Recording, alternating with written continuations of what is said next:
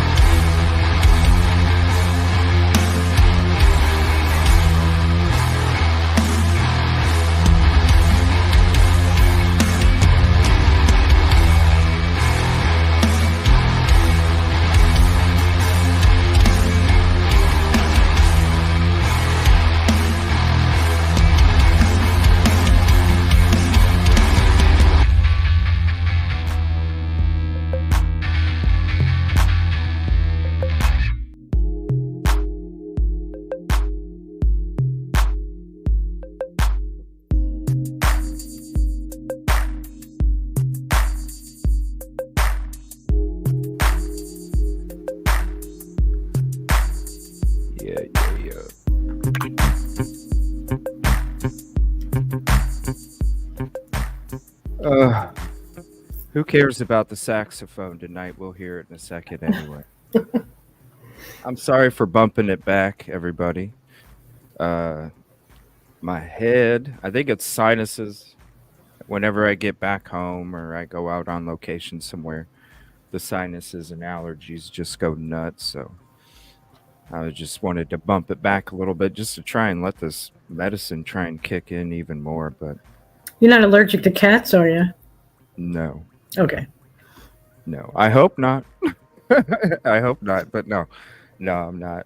I've had a kitty before. I've had dogs. I love the hoodie in the background, Narc. What's up, man?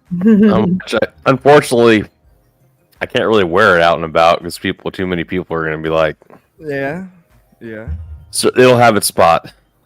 I'll wear it during certain times. Man. Nice. I try to keep a low profile. That's the only problem. Oh, you're good. Like, even if I had my own merch or like own shirts, like, Yeah. I mean, I know it says Narc Divers on there, but thanks for the hoodie. It's warm and comfortable. I was freezing this morning. That's what I was wearing. So Yeah, man.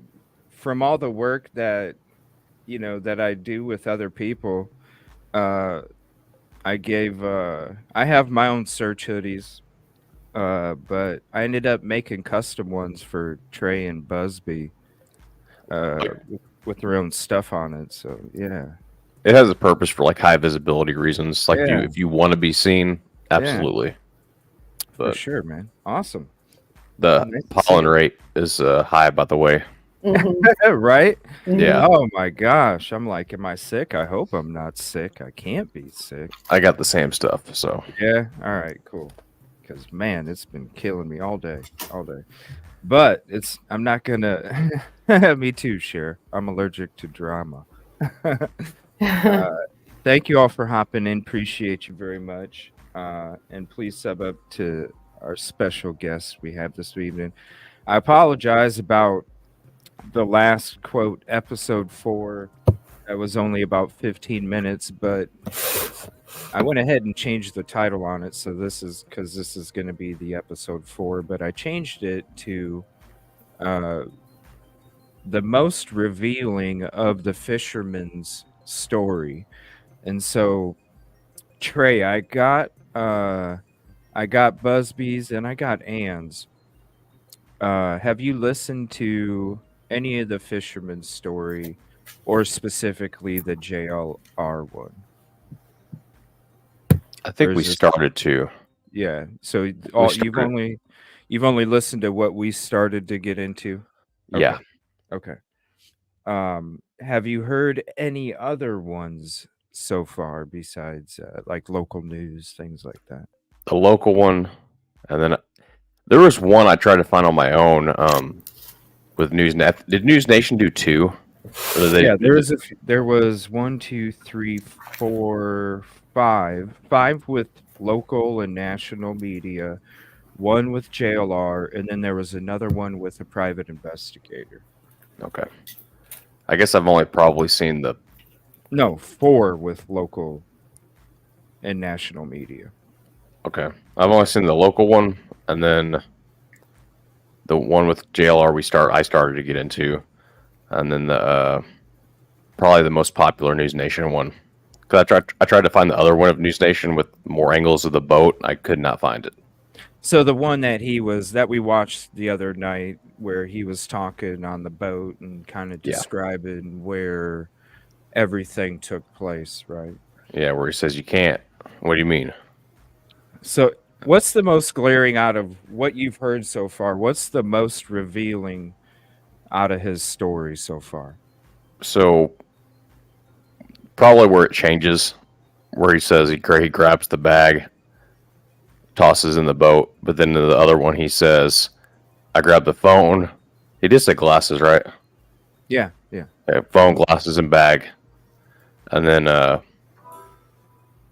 whenever, I forgot the guy's name off the News Nation, but whenever he's asking him, well, how'd you get up in there? And he goes, you can't. And I'm like, he goes, well, and then he really didn't answer the question. He like circumvented it, like, and just kept going. So I'm like, And- so was it on foot? Was it in the boat? How was it? And what's crazy, when he was given that specific interview, he acts like he doesn't really know anything back there, but boy, he was like, yeah, there's a path that takes you right to it. Well, You must have been on the path quite often because the path that takes you to her wasn't that easy. So, ironically, I kind of got to do a test today Yeah. as far as objects. I know it's totally different terrain, but I was out in some high brush area. I don't know if anybody's seen the video or not, but I'm literally looking. I'm looking to try to find a boat ramp. So I'm not looking for an object or anything like shoes or anything like that. So I go down to this makeshift boat ramp that has a tree growing up. I'm like, all right. Stood there. I'm like, I just looked down like, what the heck is that? There's a pair of shoes, and I was literally like standing above them and still almost missed them. So I don't know. Well, it's Like, gonna be an like even if I was looking for a pair of shoes, like it still would have been hard to find. especially. I don't know. I just find it weird that it was almost like the same instance. I'm just looking around, and then to be in that exact spot was super rare. And I almost like I barely seen him. So for him to just go back there and then boom, boom, boom, and find everything as quick as he did, it doesn't really make sense. Especially with a black fanny pack It's dark. in some deep woods that yeah. even when it's noon, the woods are Not a lot of so light. dense back there. Yes, there's not a lot of light. So it's almost like late evening kind of lighting All the time. Right. So how did you spot it and then you didn't see her but you saw that? Busby, do you remember what you stated a couple nights ago about the most revealing to you, in case anybody didn't see it?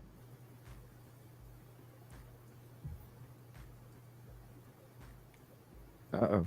Did we lose Busby? Busby, we can't hear you, buddy. Do me a favor, back out and come back in and see if that fixes it. I know he said he got some different earphones or something, right? He did say something about that. I don't know if he can. Okay. Oh, he heard Yeah. us. Ann, do you remember what you stated a couple Oh, nights- absolutely. It's always the same. He pretty much confessed. Yeah. He pretty much confessed. I mean, I don't know if anybody remembers this Shanquilla Robinson case that happened in Mexico. Oh, wow. Yeah, we covered that Yeah. too. And Wow. and I was part of that's that horrible. anger that was on, Twitter at the time, now X. That was horrible. And the FBI also got involved because of the public outcry. So I feel like that's what we have to do with, because there were too many inconsistencies. See, that's what they said. The inconsistencies was what got the attention of the feds. Right. So if we just, and I don't mean to repeat myself, but let's recall what he said on that first interview. So it's only over a week after her death. And he said, and I quote, "I was just sick to my stomach because I felt like I knew this young lady because of what I had to go through to witness this, to see this, or to hear this, or so whatever. I've never been in the middle of something like this," end quote. I'm sorry, but that's not something that could be easily ignored. No. Can you hear me now? Yes. Oh, yeah. Busby. Great. Ooh, the Sounds That is good. clear. amazing That is clear. quality, bro. Yeah, that sounds very good. Is it too loud? No, it's dude, like you are crisp. You're perfecto. You're perfecto. No headphones. You Straight did see to it the happen, phone. Kylie. There we go. There we go. Hey, no, it sounds good, man. Do you remember what you said a couple nights ago? I said exactly what Trey said. Yeah. The picking up the items or picking up the purse with the items in it. Just his story's just not right. Oh, yeah, none of it. Especially when you listen to all these interviews. That's why we're doing this together, Mhm. and we're doing it in parts. I'm telling you right now, this one's probably going to be the most popular because of what we're going to be getting into this evening when it comes to a couple of these interviews. I was saying the most revealing to me was he said that he left at 3, Oh, I forgot all about that. Yeah. and didn't come back until 4, because when he's talking about when he was talking to the law about the purse or fanny pack. First of all, he didn't even know it was the law until and he even asked, not in this interview, but he even asked the person if they knew Micah Miller before he even knew they were the law. And his story says in any of these interviews, yeah, about 20 minutes later is when I found out that they found her after he gave them the fanny pack. What did you do from 3 to 4? Because he said he's a smoker. He didn't have a lighter and he left real quick to go get a lighter at the store. It took you an hour to get to a store to get a lighter? I don't think so. That's the most revealing to me is his timeline of when he found it, what he did in between, and when he got back. That right there. I'm not saying he had anything to do with it. No, I think he But was. whoa, this story is crazy. Now, this is a question that I have for all of you guys in chat and you on the panel. Now, with us saying the most revealing of the stories, it's all sketch, correct? I think we all can agree it's sketch. All right. Now, with all the questions that he does have about the sound of the shot, his account of everything taking place, and he doesn't want to question and he doesn't want to be no investigator because he's not trying to step on any toes, because he admits to you in this interview that he knows what county he's in. Right? You think he's scared? Well, this is what I have. What if somebody, this is going off of what you're just thinking.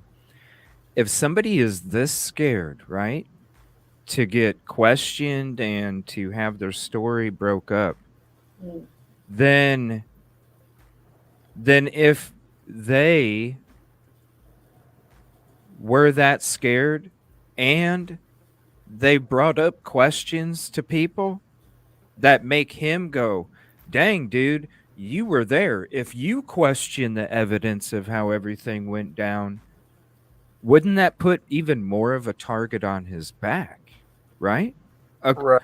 From the people that you're trying to not, if he is trying to be hush-hush, well, man, if you're trying to be hush-hush and these are the things that you're saying, you become a liability, I would assume, with the people that you're trying to keep hush-hush for, right? Yeah. Definitely. So, you'd be making everybody nervous. Right. So why would he then question the evidence of how the events and what was used and how everything went down? Well, I have an answer for that, because at that time, they never expected us to be talking about this 3.5 months later. They expected it, just like everything else in Robeson County, to be swept under the rug and everybody went on with their life. So it was a local television station. She was very friendly with him. So he just expected he could say anything, even a faux pas, and get away with it, because nobody's going to care. Nobody's going to notice, just like usual in that area. Well, what if he was under a legal substance that affected his memory? That maybe, because trust me, the whole story is sketch. You listen to this interview and that interview and that interview and everything changes. To me, if you're trying to keep hush hush from some unalivers, number one, you're already a liability because you're doing all these interviews and your story's changing all over the place. But for you to even go to the point where you're questioning the evidence and how it went down and what was used, and he even brought up a question about somebody else's property that's right off the lake. That right there, that's when I said, whoa, CJ, hold on a second. Maybe maybe the story changed so much because he was under illegal substance while he was out there fishing all day and he couldn't remember nothing. Because if you live in that county and you don't know how to keep more quiet than that, I don't know what to tell you. I don't know how you lasted till 50, 60 years old, to be honest with you. No, I still stand by my story because J.P. Miller did the same thing. He Yeah. said whatever he wanted to from the very beginning, was very open about, who he called, what he said. He said it from the altar. You know, 12 hours after her death, he absolutely knew, why she passed away and announced it to 700 people in his congregation. So, they expected nobody to pay attention to this. They could have swept it under the rug. Everybody would have forgot. Right. They I mean, were sadly mistaken.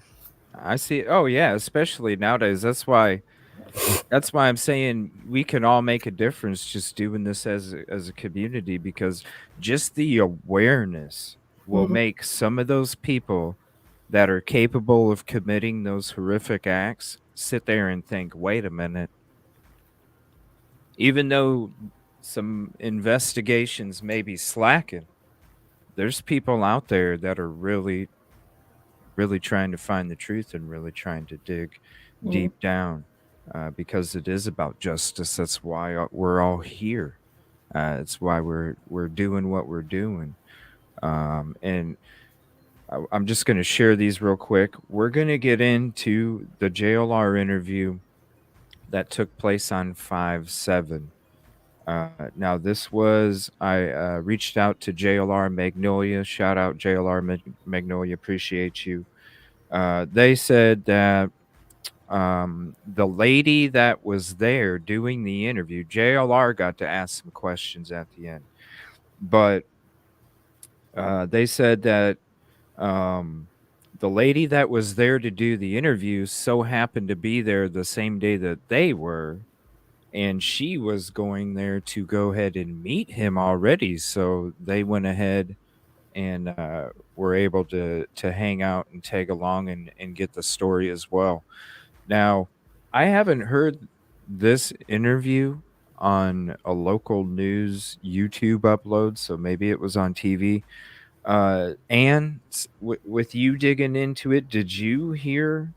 It seems like it's almost a separate interview, no? Or Yes, yeah, it is, and okay, I can't find it. I right. can't find it to save my life.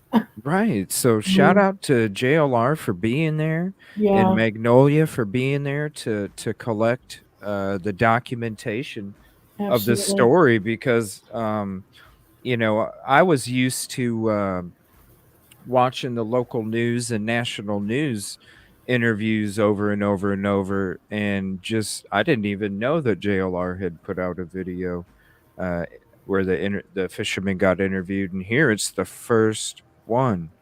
And so shout out to them for being there for real, because this one is really revealing too, not to mention all the other ones that are out there.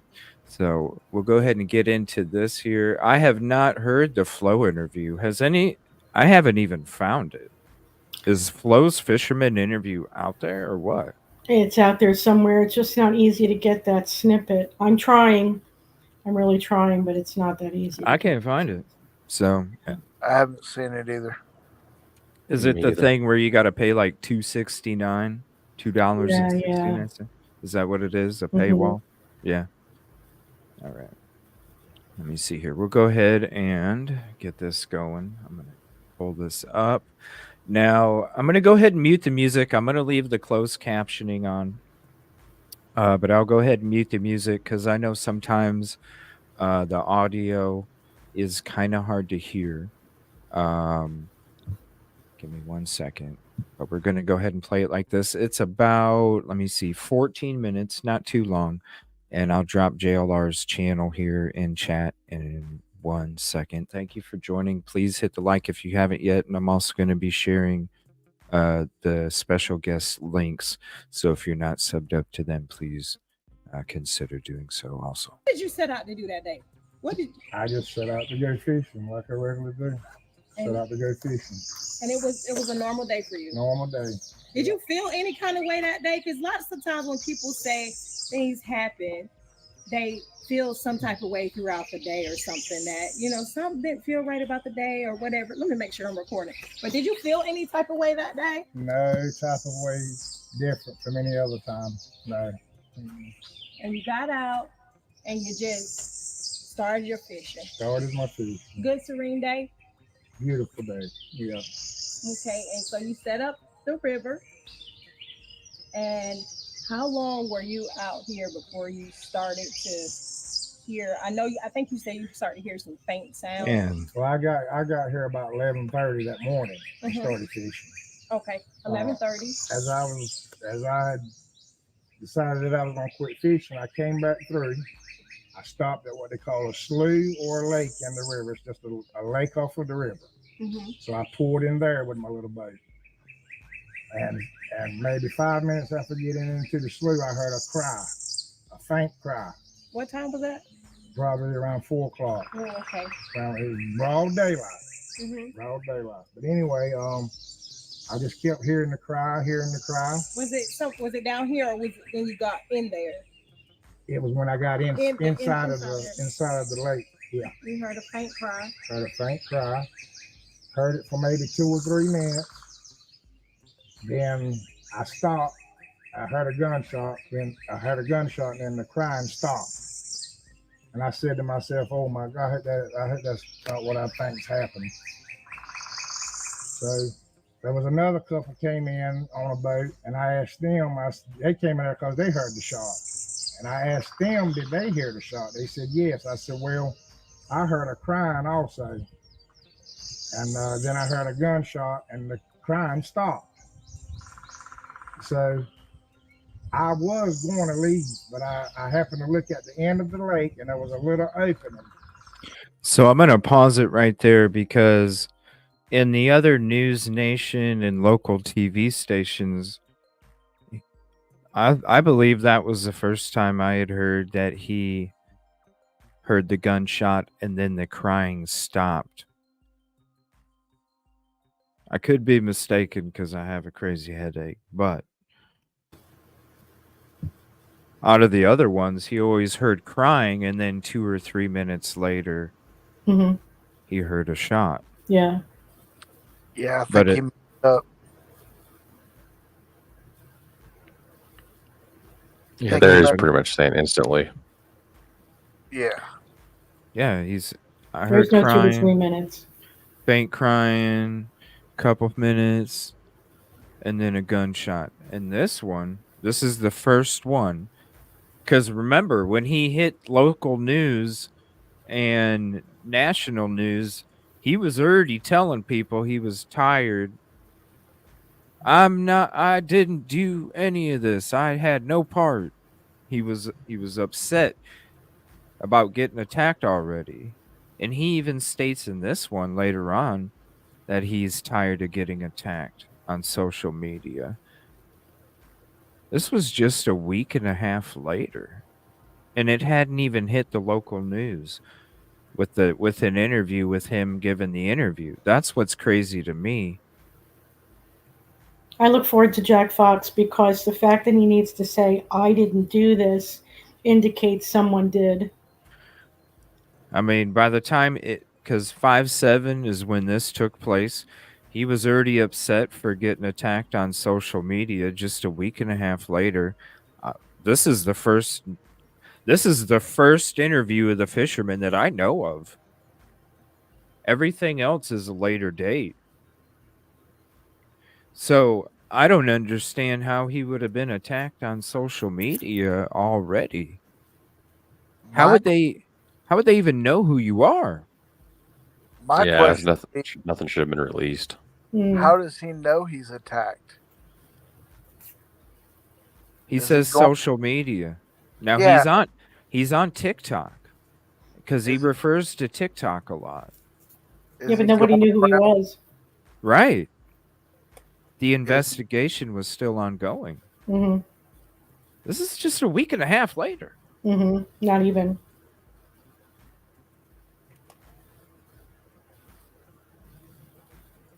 He's on TikTok talking to people. No, he not. I don't know about talking to people. He just in his interviews he refers to TikTok a lot. I heard this on TikTok. I heard that on TikTok. Yeah, these people were saying this on TikTok. I don't know if he conversates on there. That's one of the reasons I couldn't even stand messaging on TikTok is because it didn't put the newest messages towards the top. I ain't got time to scroll through the damn message board on there. I don't know anything about TikTok at all, but it's lame. That's why I So- got rid of it It's a like a nightmare. week ago. That's why I got rid of it like a week ago. Exactly 11 days later. Yeah. Is when so would he have to go and search what people are saying about him? I mean, but they don't know him, so how can he take it personal? Right. They weren't using his name. Right. They're not saying JJ. Was there anything initially that said, like, by a fisherman or something? Well, there's a fisherman and a kayaker. How do you know who's who? Well, that's what I meant. Like, if they're just saying a fisherman, they don't know it's you. So, Kayaker found the founder. He's the fisherman. Mm-hmm. Yeah. Kayaker's Charlie. Charlie who? We don't know. Who are these other 3 people in a boat? We don't know. Who are these 10 people on the observation deck? And one of them said, hey, yeah, he called 911. We don't know. The only ones that were being harassed on the telephone or whatever was Solid Rock. Do there have to be a connection between the two? I don't know. It doesn't make sense to me. Mm-hmm. And he's already he'll talk about it, but this is what was different because when he hit, this was 5-7 with this JLR video. The next interview that popped up was on 5-9, then 5-10, then 5-20, then 5-21, and each one of those never says anything about hearing the crying stopping after the gunshot. Of course it's going to stop when, but what he said in these other interviews is that it had stopped already, not heard the gunshot and the crying stopped. And all the other ones, crying stopped, then the gunshot. Why'd you change it up? There's a lot of this stuff that you're going to hear that is a lot different than what's been out there in the local and national media. Why'd you change it up? This story right here seems to be a little different than what was told the local news and social media. And then when you hear the PI conversation, that kind of comes back to this right here. But then it contradicts this story too. It's a twisted web. All right, here we go. That would take me to the back of that. But I happen to live. So I was going to leave, but I happened to look at the end of the lake and there was a little opening that would take me to the back of that. So I decided just to go in there with my boat. And when I did that, that's when I found Michael's belongings laying up on the bank. So I got out of my boat, picked the belongings up, looked at them, put her cell phone was laying outside of the bag and her glasses also. I picked those up, put them in the bag,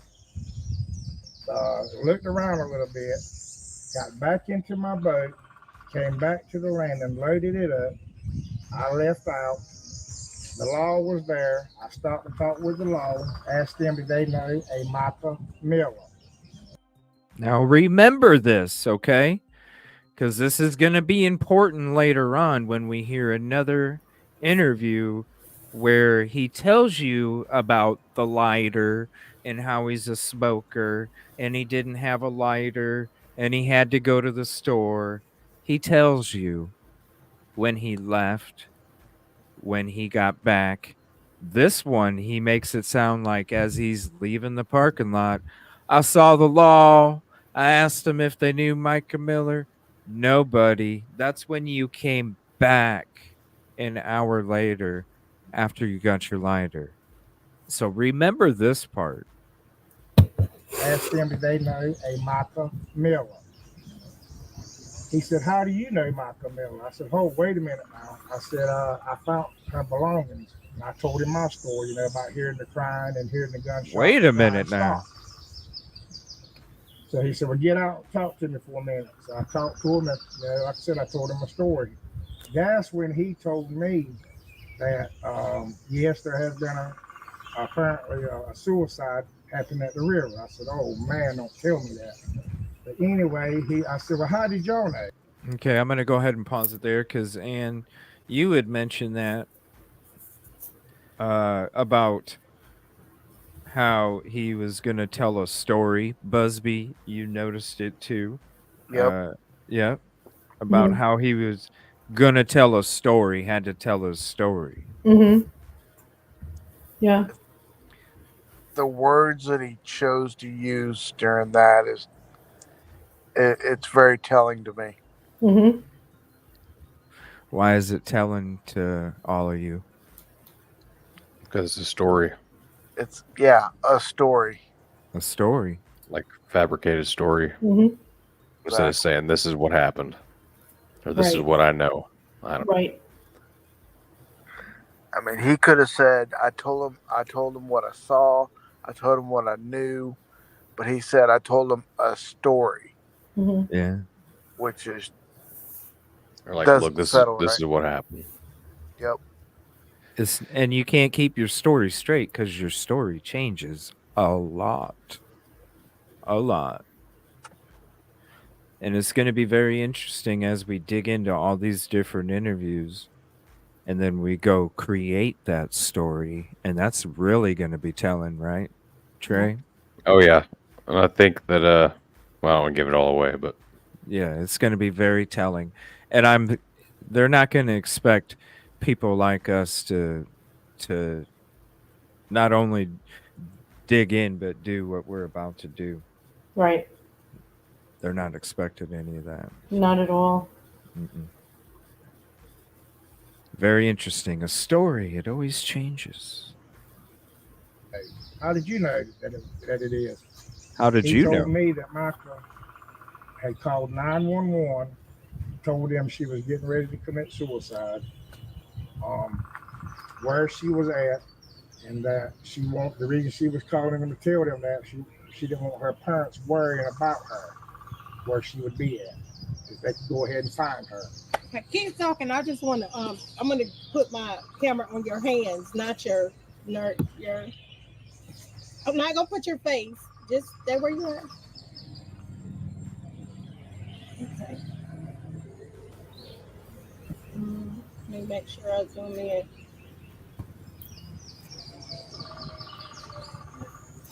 Okay. It's only your hands, okay? I wonder what his body language was like. I'm not worried about it. I just don't really. I don't know. He seems real nervous about it. There's a few times in this where it's okay, we're not going to record you. We're not going to record you. And then at the end, I'm surprised. This is what I was surprised at the end, is that when the interview was done and they're like, can we at least get a photo of you? Like, a distant shot. That's where the thumbnail comes in. You see a guy kind of standing there looking out and you see him from the back, just kind of looking out on the river. It's pretty crazy. Someone who doesn't want to be known who it is allowed them to take a photo. It was just weird. I mean, who knows? Oh, nobody's accusing him of anything over here, Michael. Yeah, we're not. Yeah, we're saying your story changed a lot. That's why I'm saying in the beginning, I don't think he had anything to do with the crime. Your story just changes a lot. I mean, let's be honest. We're saying his story is inconsistent. The truth is not inconsistent. We're not telling you anything that isn't there. These are interviews from his own self. I don't. Yeah. We call hot dog steak a hot dog steak. We don't tell you it's beef. You know. Yeah, I'm good. I'm not putting your face on camera. And so when he told you, Old.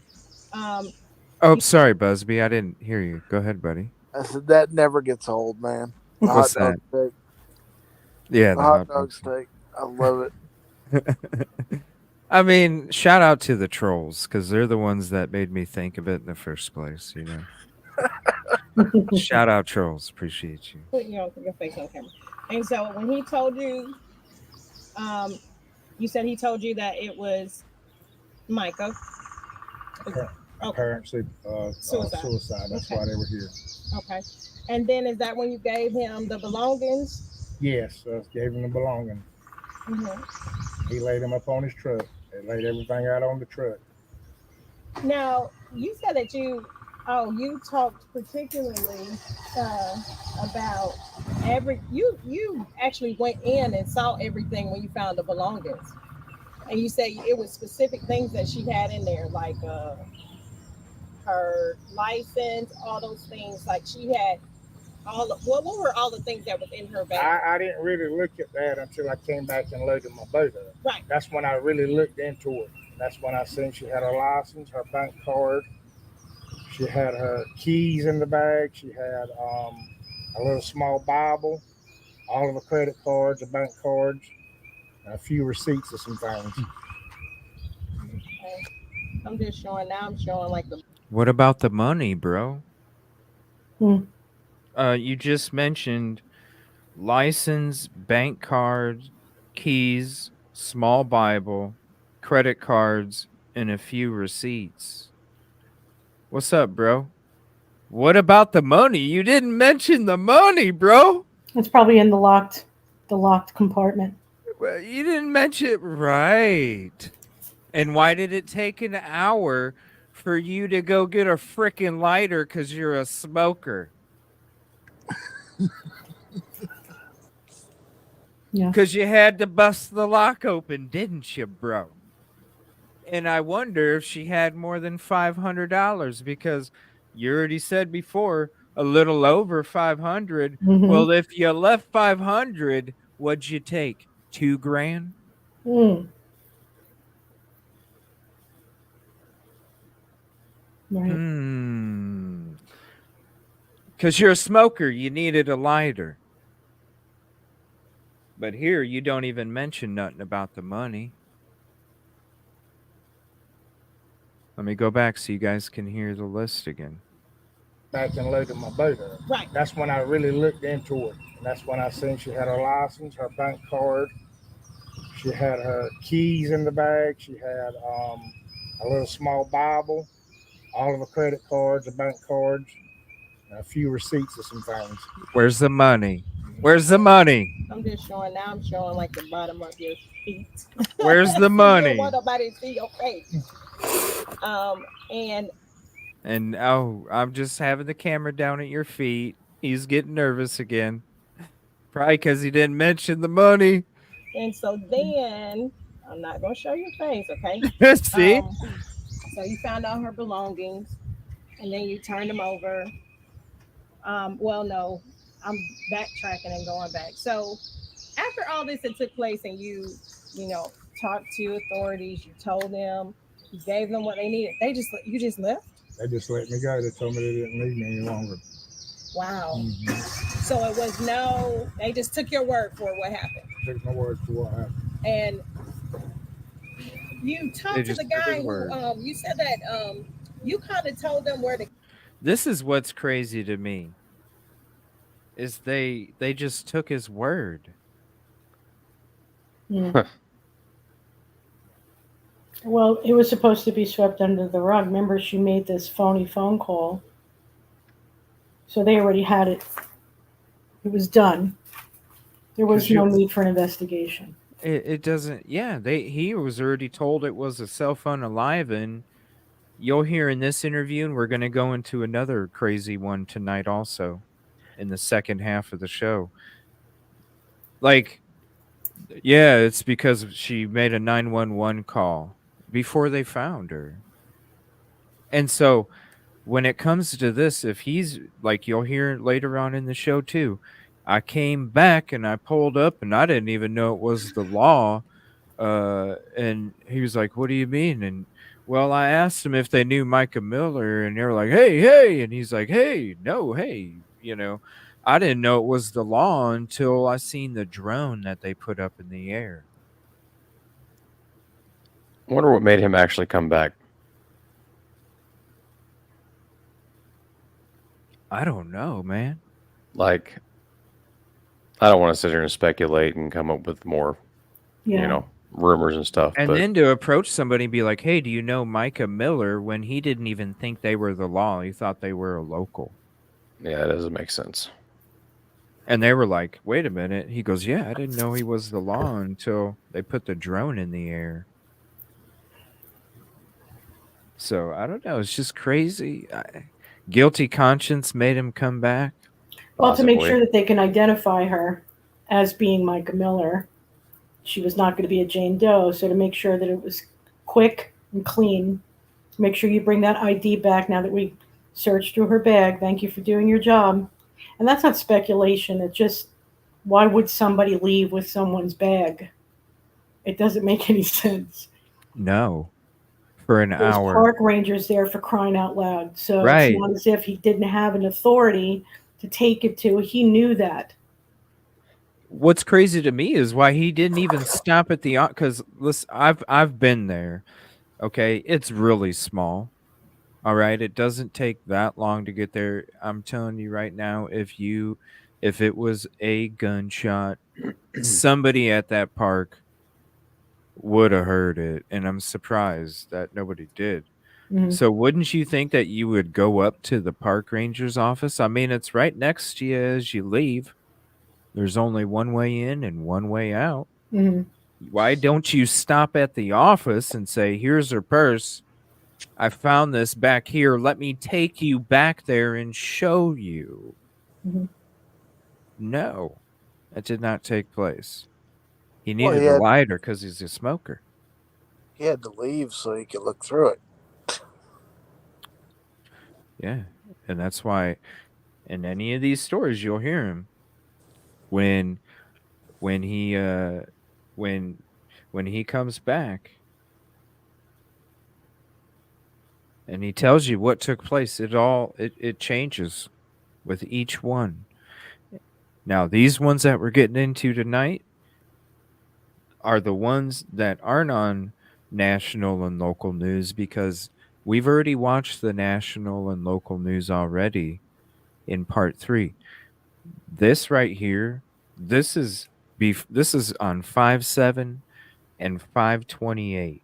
Mhm. 5/27.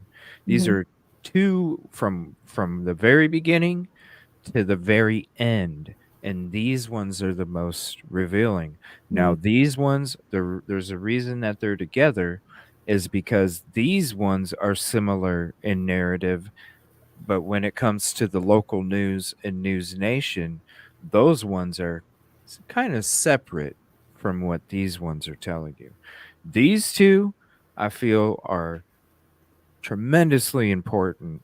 And I want to say shout out to both of these individuals. The first one here, JLR, for getting this. Story changes. He never mentioned the money. Now let's listen to where he says how he got there.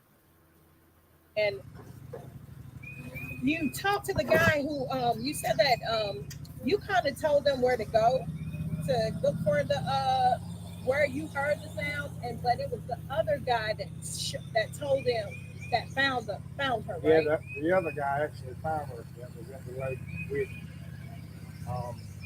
one of the park rangers was in the midst of all this talking with the logs, and I asked the park ranger, I said, do you know every path that's coming in and out of this river, even to the slough that I was at? He said, yes, I do. I said, well, you go to that path, that's where you might find someone or Michael. And then when they went there, that's when they found it. It wasn't 20 minutes later. And you Right there. And I'll remove this for a second. It wasn't 20 minutes later. They found her at 4:23. Mm. You state in other interviews you return at 4. He says in this one that it happened at 4. He doesn't even say Right. that. Yeah. And but when he tells you he leaves, he told you that as soon as he found the bag, he got in the truck, loaded up the boat real quick, and left. Mhm. Sketch. Because if you heard faint crying Mhm. and you're already back there, because you state you already were going back there. Really? None of this lines up. None of this lines up. Was here when that happened? I was here when they told me that they had found her. Founder. Yeah, Oh man. yeah. What kind of emotion came over you then? Like in your head? I know you. Oh, I wanted to just go. I just wanted. I was sick on the stomach. I just feel like I know this young lady because of what I had to go through. You know, to witness this or to see this Right. or to hear this or whatever. But God, there's a lot of emotions. I had never been in the middle of something like this. You know. Right. I'm still till this day being bothered by it. All I hear is her crying in my ear all the time. Right. Wondering what would have what if I could have made a change, you know, if I just would have went in there. Yeah. And for the record, For the I could record, not see nothing because it was so thick.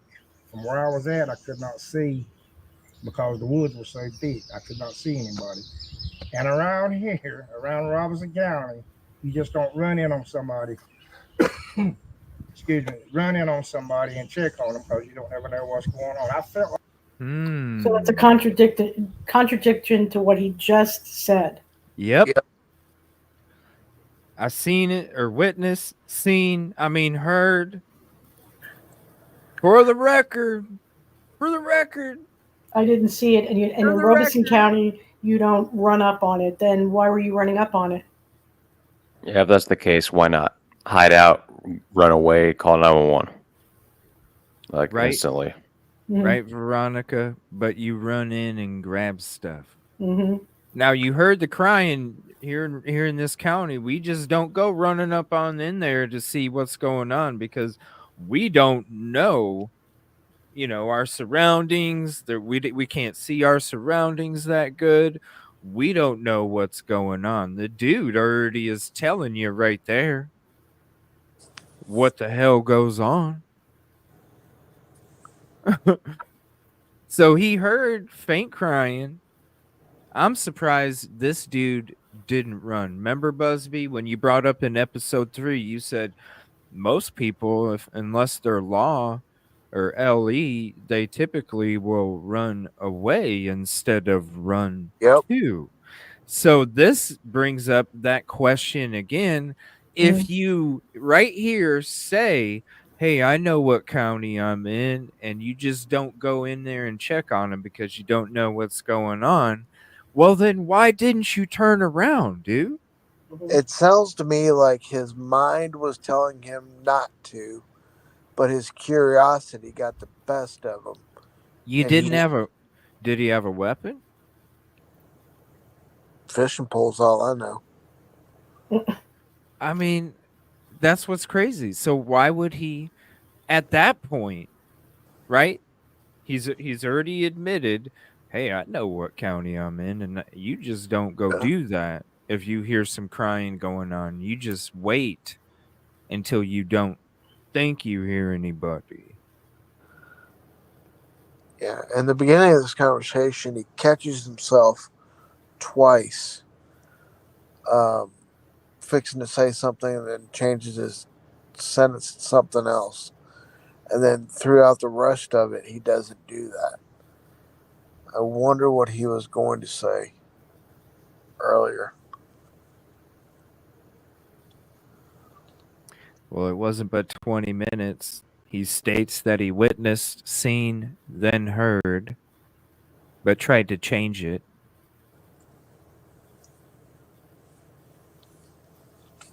Yeah. I don't know.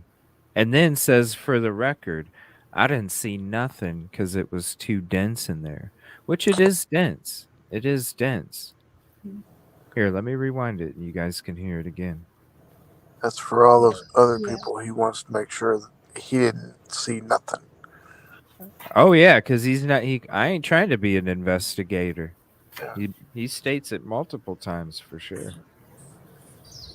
And For the record, For the I could not see nothing because it was so thick.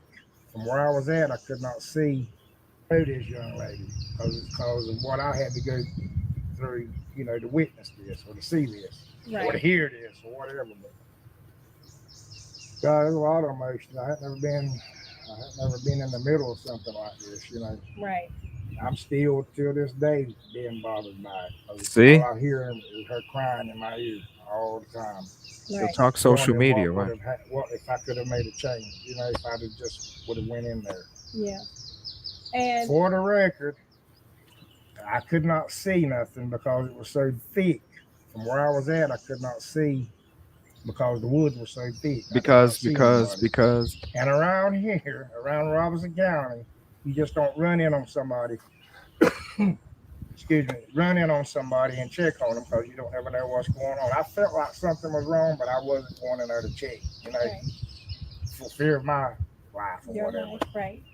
And it's ironically it's mental health awareness month.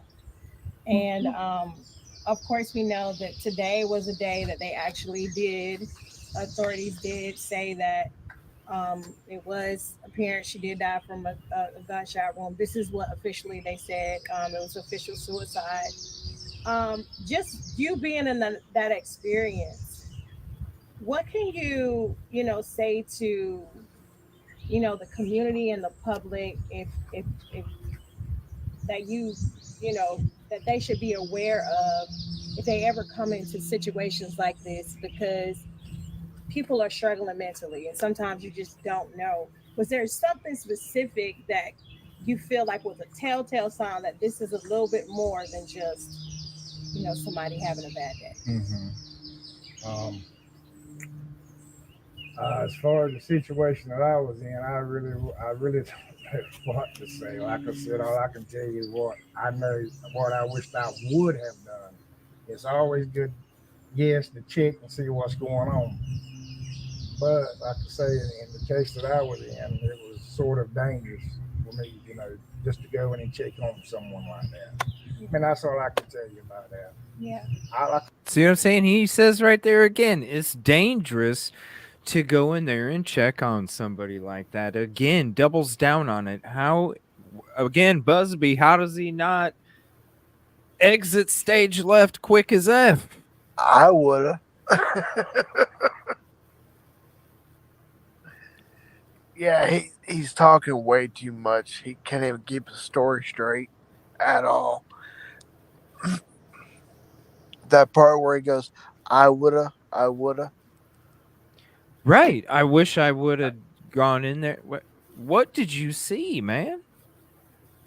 Yeah. Did you hear other people talking? Yeah, I don't. This dude's story's all over the place. It's kind of confusing my brain. It is. It's very confusing. The thing about the truth is you don't have to remember it. No, and it stays the same. Exactly. I will say, if something's traumatic, you'll have time. You can have a hard time recalling some stuff, but I don't know if it's to this extent. This is what it's just crazy to me. Like, why? You know what county you're in. You already know. You double down that around there. You don't just go run in on somebody because you don't know what's going on. You can't see. My baby's crying. Yeah, I see it. Even she don't believe the story. No, she's walking around. So when it comes to it, it's just like, wait a minute, dude. Like, for the record, for the record. You say you can't see a lot, but you sound like you saw a lot to me. I have to go back to the expert, and the expert says, and that's Jack Fox, it sounds like he's believable until there's all these different red flags in his interview, and that's with everyone. This one especially. When I first listened to his first interview, I was like, man, well, this poor guy out fishing. Mm-hmm. But then after I listened to it again, started seeing the other interviews, and then we're breaking this down. It was like, wait a minute. Yeah. Yeah, it just, I don't know. It doesn't. I mean, almost 20 years ago, I got T-boned in North Carolina. I can tell you what time it was, which way I was facing, where the sun was, when I got hit. I can give you every detail. Now, I'm not saying that Trey is wrong. Absolutely not. But no, sometimes it takes a minute for your brain to process some stuff, but eventually you can remember smells, like everything. Yeah. And this is 11 days later. See, if it was like right after an hour or something, that's okay. Maybe but we're talking about 11 days. He's had to think about it and remember and recall. And he's admitting to being not in the lake. He says he's in the slough. He said he was there. He said, I went on in there. That's what he says in that interview. Mm-hmm. Yeah. Says that the bag was 2 feet in. Well, if it's so thick with brush and with trees, how did you see 2 feet in? There's too many questionable inconsistencies. And then he says in Robeson County, you don't go in on something like that, but there I am grabbing the bag 2 feet in. What? Right. And then you wish you would have did this and this and this. Mm-hmm. What did you see? Because why would you even say, like, you don't just go run on in there and check something? Listen, when you're going in there, mm-hmm. I don't understand. If you started to go in there and you heard this stuff going on, again, why are you not paddling your tail out of there? I just don't understand, because it's not like it's a normal spot. I would imagine that people just kind of go on through. It's right off the lake. If you're a fisherman, okay. But if you're already hearing stuff going on and it's not that kind of county, then why are you going towards it? You're telling us every reason. It's like the guy on Idaho 4 that sells property. He tells you every reason why you don't want to buy property in Idaho. Like he sells houses, but he tells you like what to hate about it. Like, you don't like this. Thanks for your honesty, man. But damn, why would he run to it if he's telling you all the reasons why you wouldn't? Right. Doesn't make sense. Now, sense at all. Maybe, like I was saying a little bit ago, maybe, who knows, maybe there's a legal substance that wouldn't help him remember the details because of intoxication at that time. Or who knows what kind of, maybe he did see something and he blacked it out. You know what I'm saying? Because when you hear some of the stuff that he is saying, some of it is like, it sounds like he really was there witnessing it. When you listen to all the stuff that he is telling you, when you lay every interview out on the floor and you start picking up all the pieces, it's almost like he's telling you he was there, but maybe he did black it out and he doesn't remember, and he is trying to remember, but then he doesn't tell you he blacked out. So none of it makes sense. None of it. It's the breadcrumbs that tell the true story. Mm-hmm. And that's why we're doing it. All right. This one's almost done. Just a few more minutes. I already listened to this part, so I'm going to go get the kitty, and then I'll let this play here for a couple minutes. If there's any moment you guys want me to pause it, let me know, and I'll go ahead and pause it. It'll just take me a second to go get her. Okay. said, I felt like something was wrong, but I just couldn't check to where I wouldn't be able to see my surroundings around me. And like I said, if she was out, if it would have been a person out there crying in the open where I could see them, I'd have checked on them all day long. Yeah. But yes, I mean, I just wished I could have went in there and checked on them. So what about you? So many people in the world going through so many different things. You just came out to fish one day and your life has changed. Mm-hmm. So what are you going to do to help you now? Because now this is something that you have to try to get past. What do you want to add? What are you going to do for you? And then what do you want to add to this that you want people to know? I really don't know how. I'm just going to have faith in the Lord, get me through this, because it's changed my life actually. It's just going to take time for me, as far as this situation. And what do you want people to know? There's been a lot of talk. You've been going through a whole lot of backlash on social media. See right here. What is it that you want to add to this and you want people to know? From Mr. Johnny Jacobs, the man everybody's been whispering about, what is it that you would like to leave with people you want them to know? No, I'd like to know everybody that I had nothing to do with this. If anybody that knows me, if I could have got involved and helped this young lady, that I would have done it. But I was just put in a circumstance where that couldn't have happened, But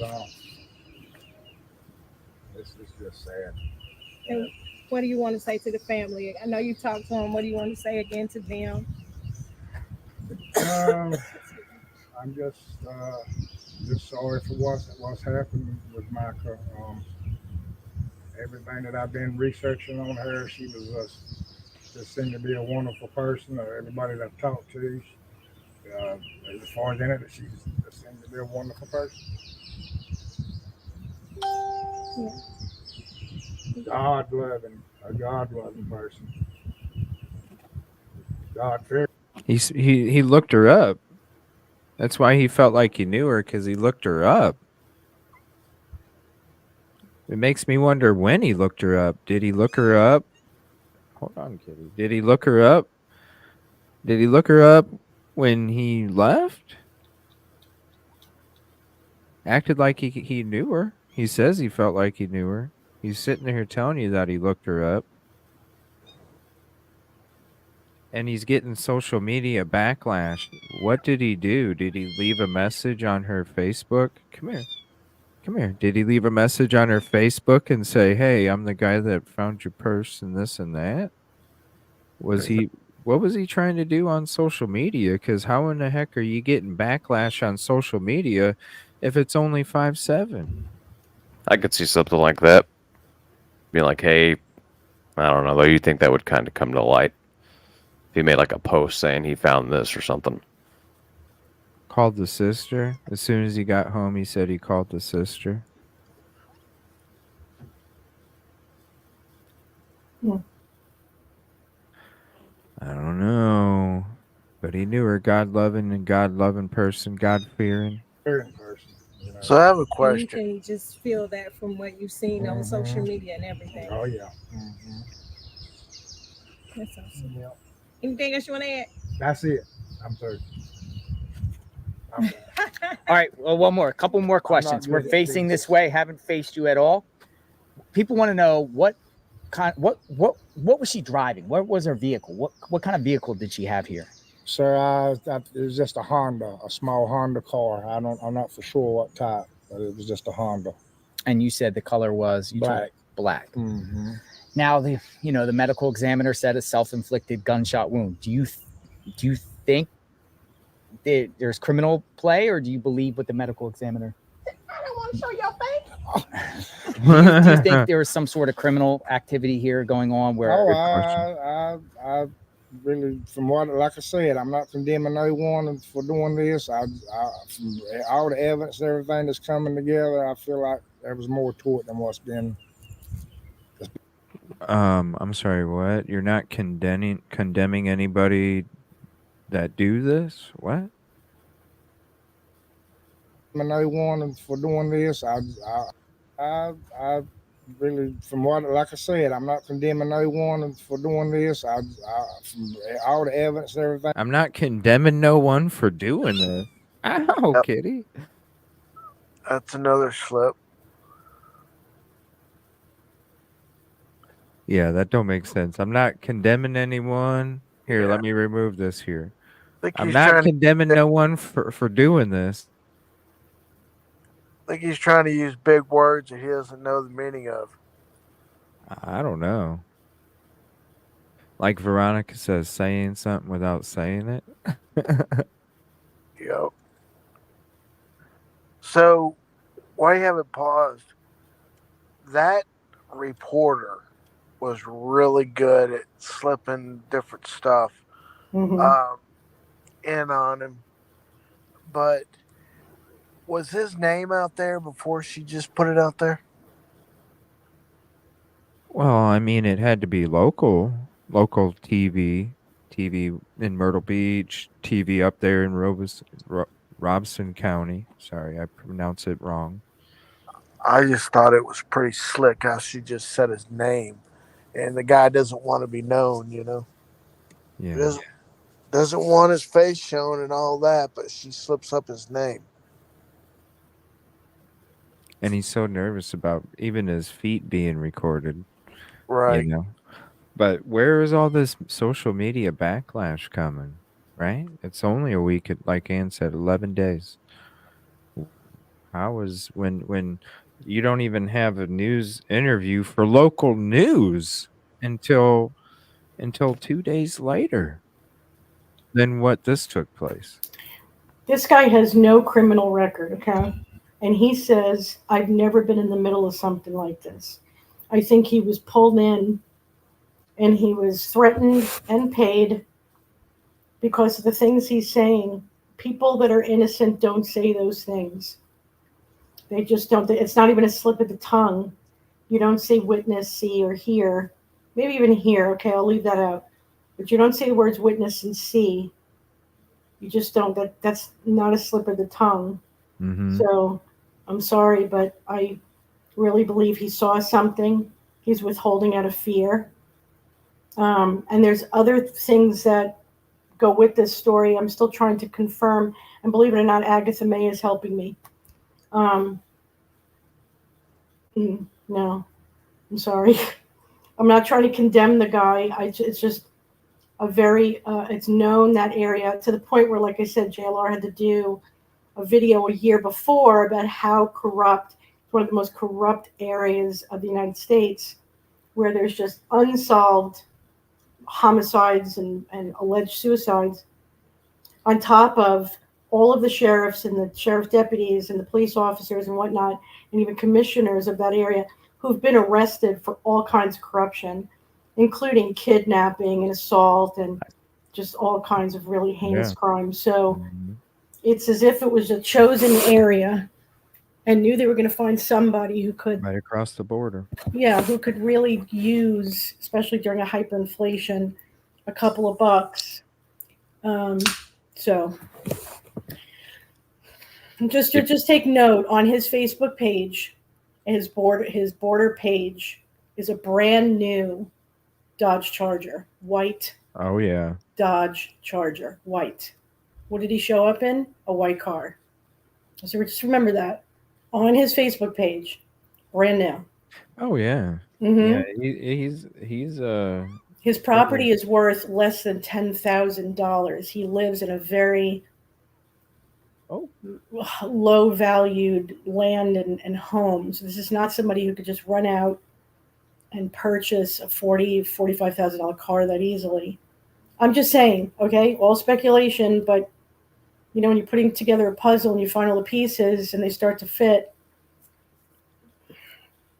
I don't know. I was a smoker. I always had a lighter on me. If I didn't have it on me, I had it in the car. So I'm not buying that one either. So it's just too many things. I have 3 of them. See? A backup to a backup to right on. to the Yeah. main. And I feel bad for him if he was, brought into this, something he didn't want to be a part of. But okay, dude, then you know what? Tell the truth. If you feel bad for the family, if you feel bad for the girl, then do what you got to do. Move out of the area if you have to. Maybe he Right. can't. I don't know. He might be scared. He really might be. I don't know. It just the way that what he says, it just there's so many different things. It makes it seem like he really is. He's seen something, but Mhm. he's not trying to be an investigator or. And what's crazy is he's like, yeah, they just took my story, and then let me go. Yeah. All right, just a couple more minutes of this one, then we're going to get into another one. Thing that's coming together, I feel like there was more to it than what's being said. Like, God knows all. so you also told me before we started that like you attempted to try to reach her family or find out, based off when you found, her license and whatnot. Didn't you do your own research and try to find her online? Oh yeah, that's how I finally found out who she was through online. Have you ever seen anything like that before here? This beautiful place here? No, I've never heard. I've heard of accidents happen down here in the water and stuff, but as far as a murder or killing, no, I've never. Or suicide. It could be suicide. It could Suicide. I've never heard of anything like that happening down Murder here. or killings. Right. Well, thank you for your. See, that's weird. You're scared about what goes on there, but all of a sudden you've never heard of anything going on. JLR like that? had to correct him. JLR had to correct him.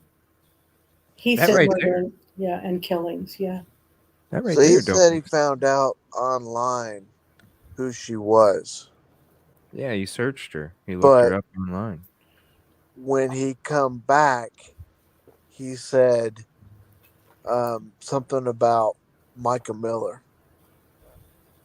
Are y'all looking for Micah Miller or whatever? Yeah, if anybody knew. Yeah, it's not from his research. If anybody knew Micah Miller. Looking at her driver's license. Yeah, if anybody knew Micah Miller. Now, this is what's crazy is here's another one that we're going to listen to. Now, this is from Ellie Investigates on TikTok. And he did an interview. This is P.I. Kyler and somebody that Kyler was working with. Hold on 1 second. Hold on.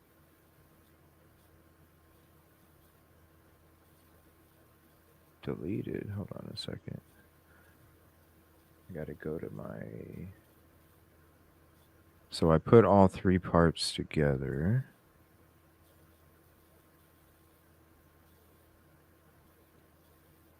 Now this is a crazy one right here. Sorry. View on YouTube. All right, so I'm going to do closed captioning here because it didn't have closed captioning on it for the one on TikTok. So I went ahead and just made this a private one. That way we could at least see the closed captioning when he's doing the interview here. 1 second. Let's see here. All right, so here's this. Bless you. On the day that you were out there fishing, did you have any type of cellular service out there? No, sir. I fished that place right regularly. I understand, I probably shouldn't have. I don't know why I did it, but I took those things straight to them. I took nothing out of it. There was money in it, everything. I don't know what made it. I don't even know what made me go in there, to be honest with you. You don't even know what made him go in there. No. See what I'm saying? This is okay. So this is 527.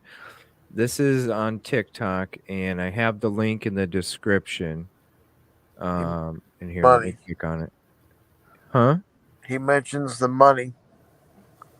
Right. He mentions the money in this one because because he already mentioned the money. Here's the link, you guys, for the one on TikTok. He already mentioned the money.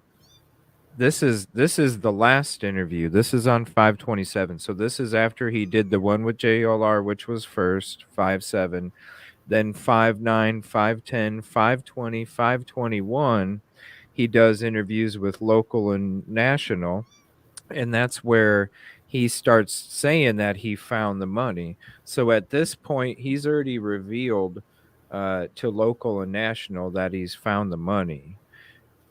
So that, that right here, this is the last interview that I could find that this guy did. And then it seems like after this, it just went radio silent. But this one is a crazy, wow, she's just a ball full of energy now. I know you took a nap, didn't you? Now you're all spunky.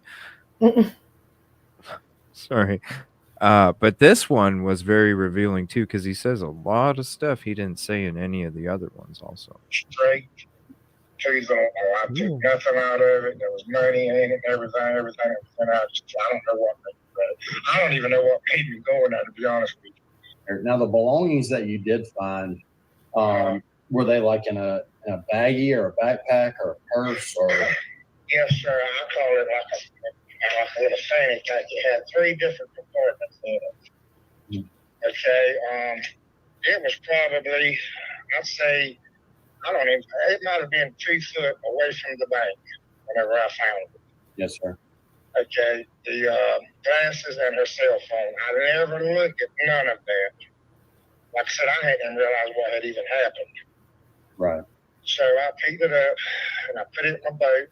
Well, I did walk to my left a little bit because I felt like something like that had happened. I walked to my left a little bit and looked. There was an opening to the right, and I looked. And I didn't see nothing, so I just picked the stuff up, stuck it in my boat, and got out of there. And went straight to the boat landing. And there was a bunch of people there at the boat landing. And let me go back. When I come out of the little lake, there's an observation deck up there. Have you seen it? I have, yes. Okay, there was probably 10.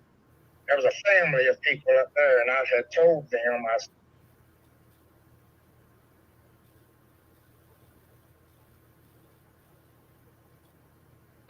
You're muted. Oh, sorry. He said probably 10. That's the first time I've ever heard anybody mention or him mention the observation deck, him mention anybody else other than 3 people in a boat and the kayaker that found Micah. So after all these other interviews, now he mentions 10 people on an observation deck? Yeah, he's adding a little bit at a time. There's truth in all of it. So it's the parts that you haven't heard before, not the parts that contradict each other. It's the parts that you don't hear in all the other ones, and you take those and put them together, and there's your truth. Exactly. So right here, 10 people. Where are those 10 people? Not saying there weren't, but where are they at? Oh, now she's on my head. probably 10. Kitty. There was a family of people up there, and I had told them, I said, man, I just found some stuff in there. I don't know who it belongs to. And then they had told me that somebody had called 911. But anyway, I left from there. I went straight to the boat landing. I loaded my boat up, and there's a little wall on each side of the boat landing. I took the stuff out of my boat, laid it up on the wall. I loaded my boat up. That's when I looked into the little bag, and I noticed there was a little over $500 some in there. Mm-hmm. And this is exactly what I done, sir. I was telling the people, I said, man, there's money in there and everything. And this is exactly what I did. I did leave out of there. My nose was all tore up. I'm a smoker. I didn't have a lighter. I ran to the store. I know the law was already there. I turned around. See, I knew the law was already there. Yeah. You left when the law was there, buddy. So he said you're a smoker. He's saying he laid the stuff up on the wall. It doesn't make sense. Yeah. Here, we'll go back. That is what he says, right? No, it don't. It does not. Watch, we'll do it one more time. Check it out, y'all. And had told them, I said, man, I just found some stuff in there. I don't know who it belongs to. And then they had told me that somebody had called 911. But anyway, I left from there. I went straight to the boat landing. I loaded my boat. How did the 10 people, I'm going to rewind it just a little bit. How did the 10 people at the observation deck know that somebody called 911? And he said something to the people on the observation deck. How did they know that somebody called 911 if it just took place?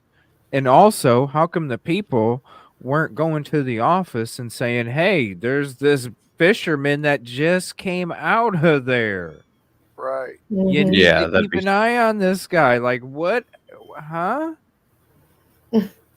No, none of this makes sense. Right on. Do you think people would hear something going on a little bit later? A fisherman's coming out saying, hey, did you hear that stuff? They're not going to be like, bro, what Yeah. did you just get done doing? And they're not going to go to the office and because if you got to load your boat, you know, I'm sure somebody's already made it to the office already. It only takes 5 minutes to get to the observation deck, to the path in the parking lot where you can go to the office. You can see what vehicle has the boat he was using and what he looks like through his windows. You couldn't sit there and tell somebody, hey, there's a suspicious fisherman. Hi. There's a suspicious fisherman that's trying to leave. Like, none of that makes sense. Mm. So how did these 10 people already know?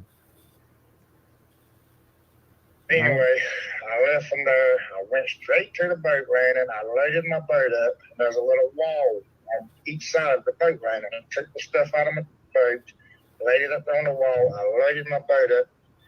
That's when I looked into the little bag, and I noticed there was a little over $500 some in there. Mm-hmm. And this is exactly what I've done, sir. I was telling the people, I said, man, there's money in there and everything. And this is exactly what I did. I did leave out of there. My nose was all tore up. I'm a smoker. I didn't have a lighter. I ran to the store. I knew the laws was already there. I turned around, I went straight back to the place. I pulled up in the parking lot there where the picnic tables is at, the picnic shelter area is at. Yes, sir. And there was a truck there. And Okay. The park, the picnic area. Oh my gosh. It's not very big. You have to go past a parking lot to even get there. So he was already driving up. Then he pulls up to somebody. Listen to this sigh right before he starts giving you this story, okay? Listen to the sigh. I went straight back to the place. I pulled up in the parking lot there where the picnic tables is at, the picnic shelter area is at. Yes, sir. And there was a truck there. And I pulled in behind it, not realizing it was a law. I rushed up behind him. He said, sir, would you mind backing up? I got to run this drone. I looked at the drone. I said, oh, Lord, that's a sheriff's drone. That's when I realized that he was a law. I didn't realize that he was a law because he was in his personal truck. It was a 24-hour call.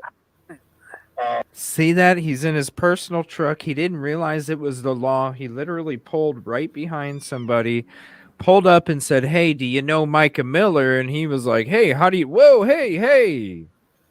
I just have this stuff here. Like, I didn't know. He says right here, I didn't even know it was. This is. And I'm wondering how he knew that was a sheriff's drone. I don't know. I guess this investigator, this PI said something like, oh, okay. Like, I think maybe there's something special with it, like a certain color or something. I don't know. But it seemed like this PI kind of acknowledged him when he said that about how he noticed it was a sheriff's drone. So I don't know. Yeah. I've never seen a sheriff's drone. I don't know. Oh. Giving not my ear. detail. Does anybody else think he's given too much detail? Absolutely. Like Absolutely. overtelling it? You mean? Yeah. Yeah. He's All of them rolled into one, and a little bit of stuff you haven't heard yet either. And that sigh that you bring up, that's oh, I gotta Huge. tell the story again. Yeah. Right before I tell you that I didn't know it was the law. right. Hmm. It's so crazy.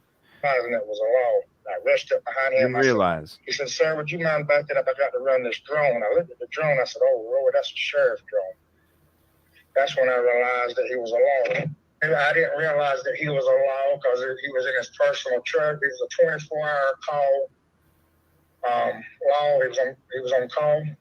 Right. So I said, so essentially, it was a Robertson County deputy. Is that correct? yes, sir. As far as I know, yes, sir. Okay. So he didn't show you any credentials. He didn't have a badge on. No, sir. Like I said, he hadn't had no sleep. Said he'd been on call all night. No, so he didn't really show me nothing like that. Okay. He had the drone, and the drone, I noticed it had Robertson County Sheriff Department on it. Sure. That's when I realized, that he was a law. Yeah, and I'm familiar with the drone, so I understand. Yeah, see, now on that day, like I said, I pulled up behind him and I said, "Sir," "do you know a Michael Miller?" He said, "How do you know a Michael?" He said, "Step out of your truck."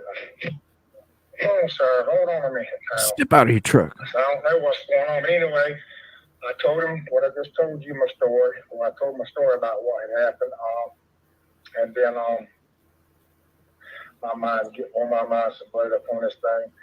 I told him the story and everything, told him what had happened, and he sort of came around and told me what was going on. And I said, "Man, don't tell me that. Don't tell me that." He said, "Well, yeah," he said, "that's what happened." I said, "Well, how do y'all know? How did y'all find out?" He told me that she would call 911, that she was getting ready to commit suicide.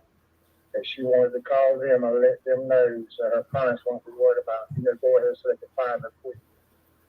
See right there. They already ruled it a self unalive before they even found her. Mm-hmm. Because they put the drones up, but they didn't. They put the drones up. This is what's crazy about his story too. They put the drones up at 3:40. Let me get the exact time. 3:48, I think. Is that right?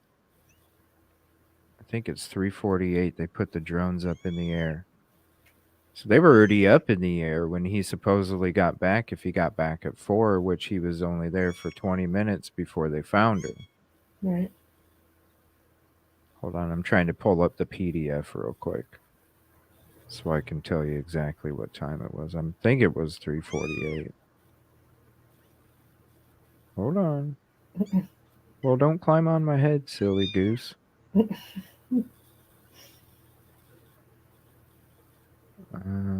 it is.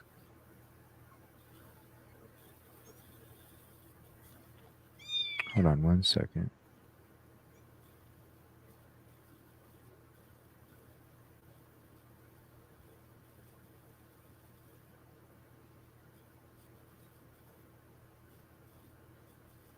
It takes a while to load up.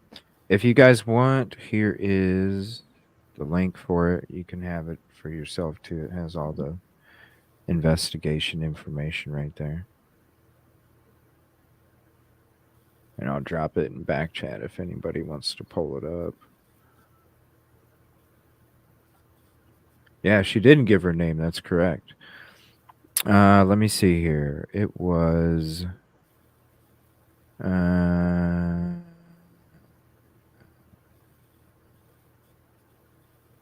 okay, dispatch. No, 3:45 is when they put the drones up in the air. They deployed 3 UAVs to conduct an aerial search of the area. 3:45.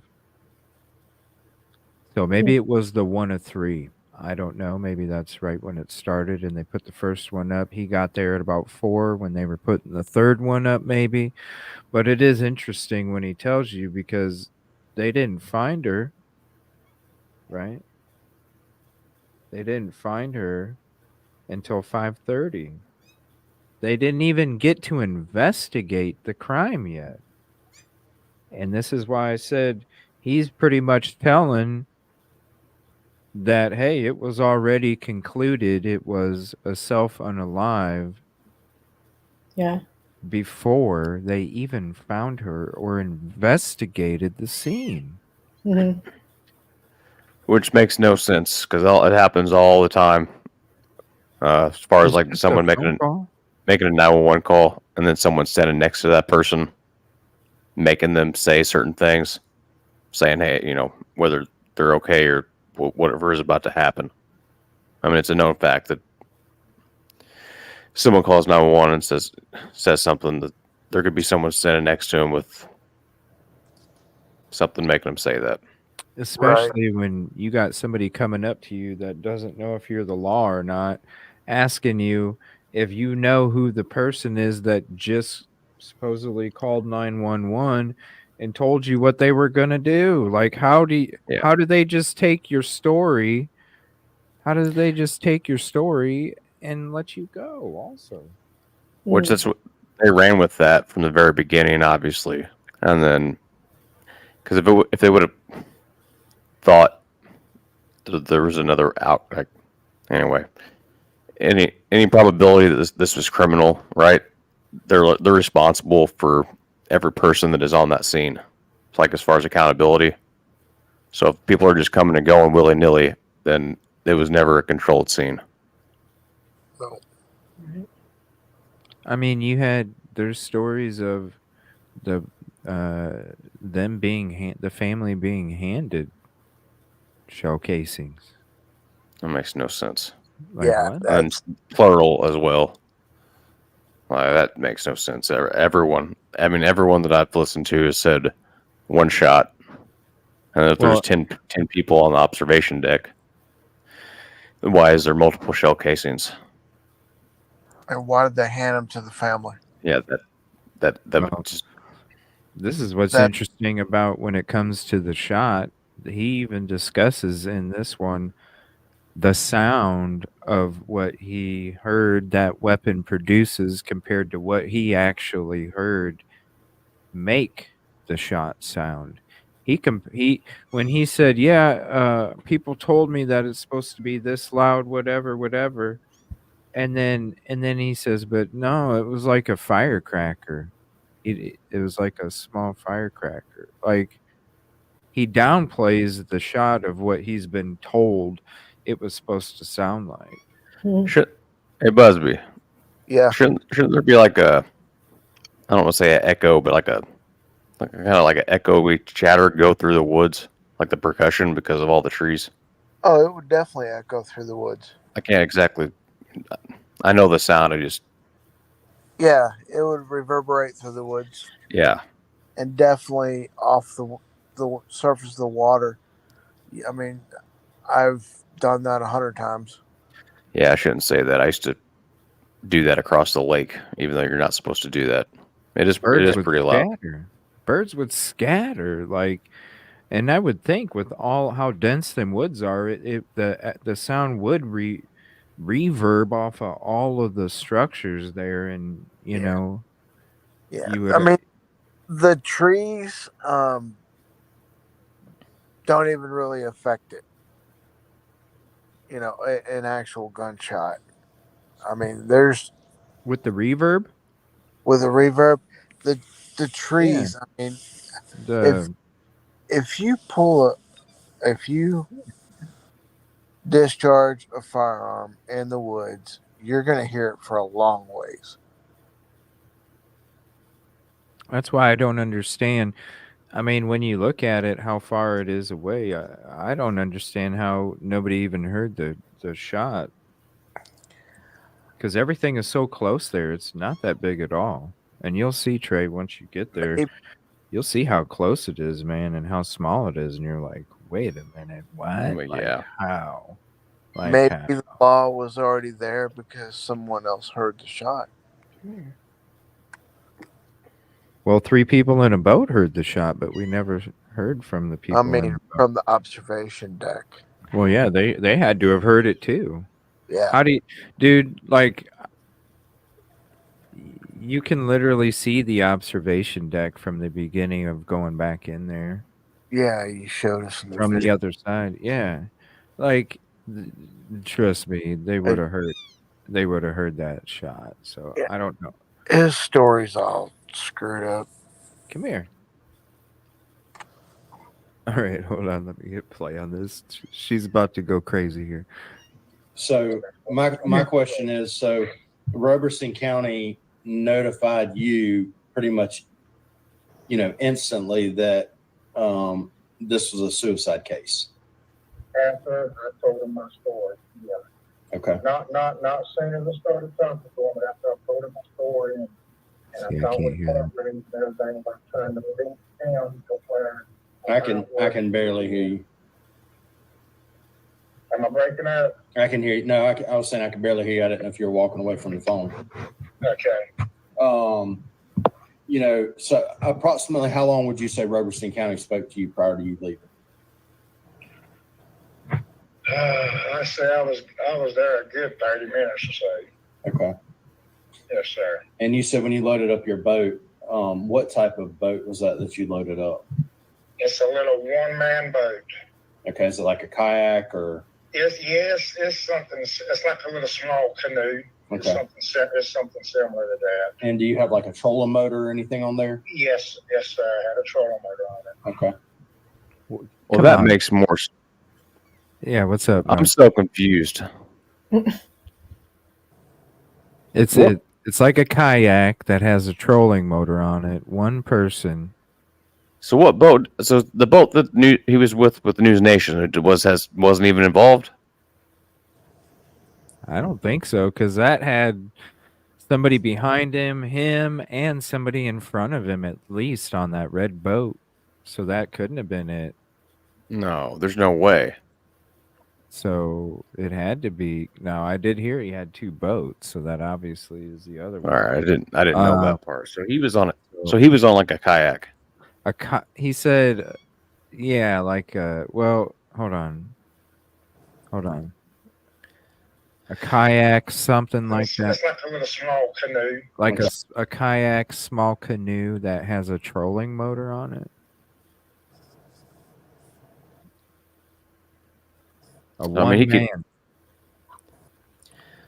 He could definitely get up in the wood. I mean, back in there on something like that for sure. I thought he was on a big old boat. That's why he didn't take News Nation back there then.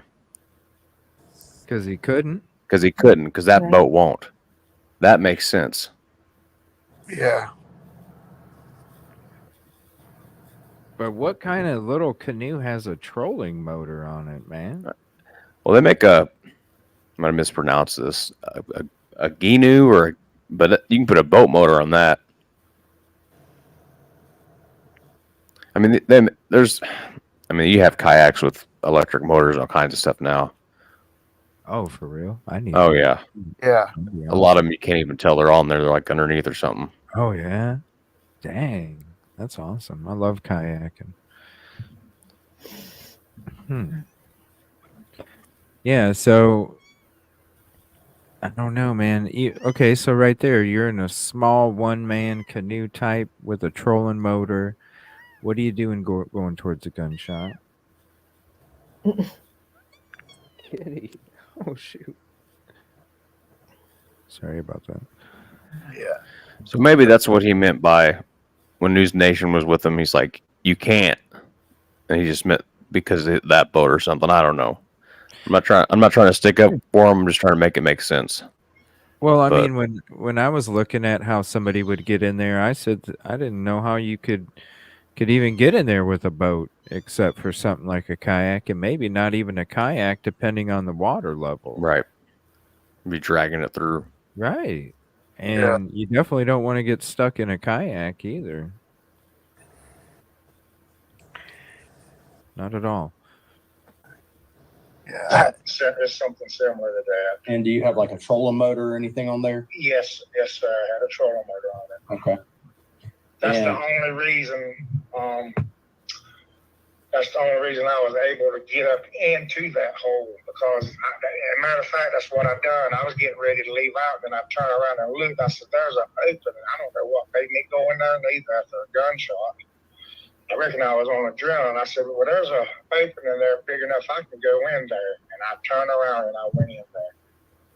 And what that was, where she was at, or whatever happened or whatever, that water that was in there is just high water because the water was high that day. Right. That water into them woods, that's just high water that was in there. When the water is real down. Okay, that's what didn't make sense to me. He said the water was high, but when we're watching the News Nation interview and he's pointing out where everything took place and he's saying, no, it was lower than what it is. And I look at the tree line and how the water looks like it's lower already. I don't understand. It's flip-flopping. His story's totally flip-flopping. Exactly. I don't know what to believe. Yeah, it's lower than that, but yet it's high water. I don't. If you guys don't know what we're referring to, check out episode 3. We showed you the News Nation. We were breaking down those interviews. To me, it looked like the water level was already a foot and a half lower than what it was supposed to, but yet he's saying here it was high. So it's like completely opposite. Just contradictions left and right in all of that stuff. So he was saying he was in a kayak, like a canoe.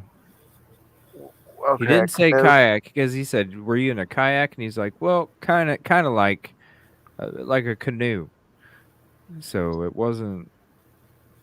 Okay, so it was definitely not the boat picture that we saw. No. Because he even said, he's like, you can't. That boat won't go up in there. Right. Yeah. Because that was making no sense to me. But exactly. Oh man. Yeah. I feel the same. So you've got a guy in a quote unquote boat, canoe. Yeah, a boat. And then you got a guy in a kayak.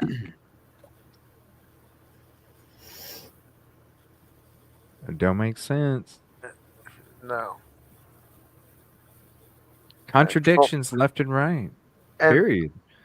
Trey, correct me if I'm wrong, but all that junk in the water would just screw up the trolling motor, wouldn't it? It'd get all up. You can raise the trolling motor, but like I do on my boat whenever there's a bunch of stumps and stuff. The boat don't really go fast, doesn't really go too far.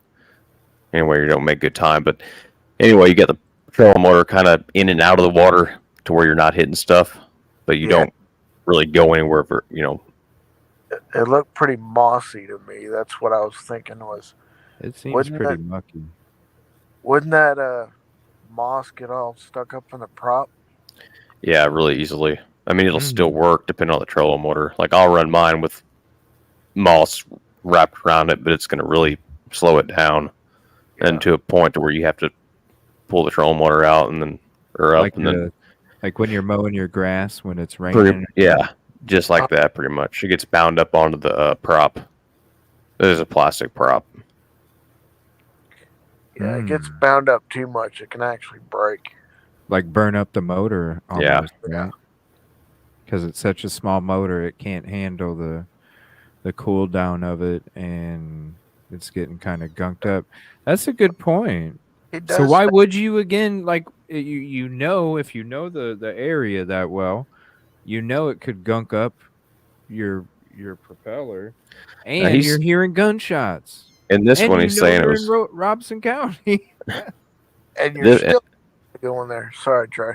No, you're good. And this one he's saying the water level was higher, which would, we would work fine as far as trying to go back there, but you're still probably going to hit something.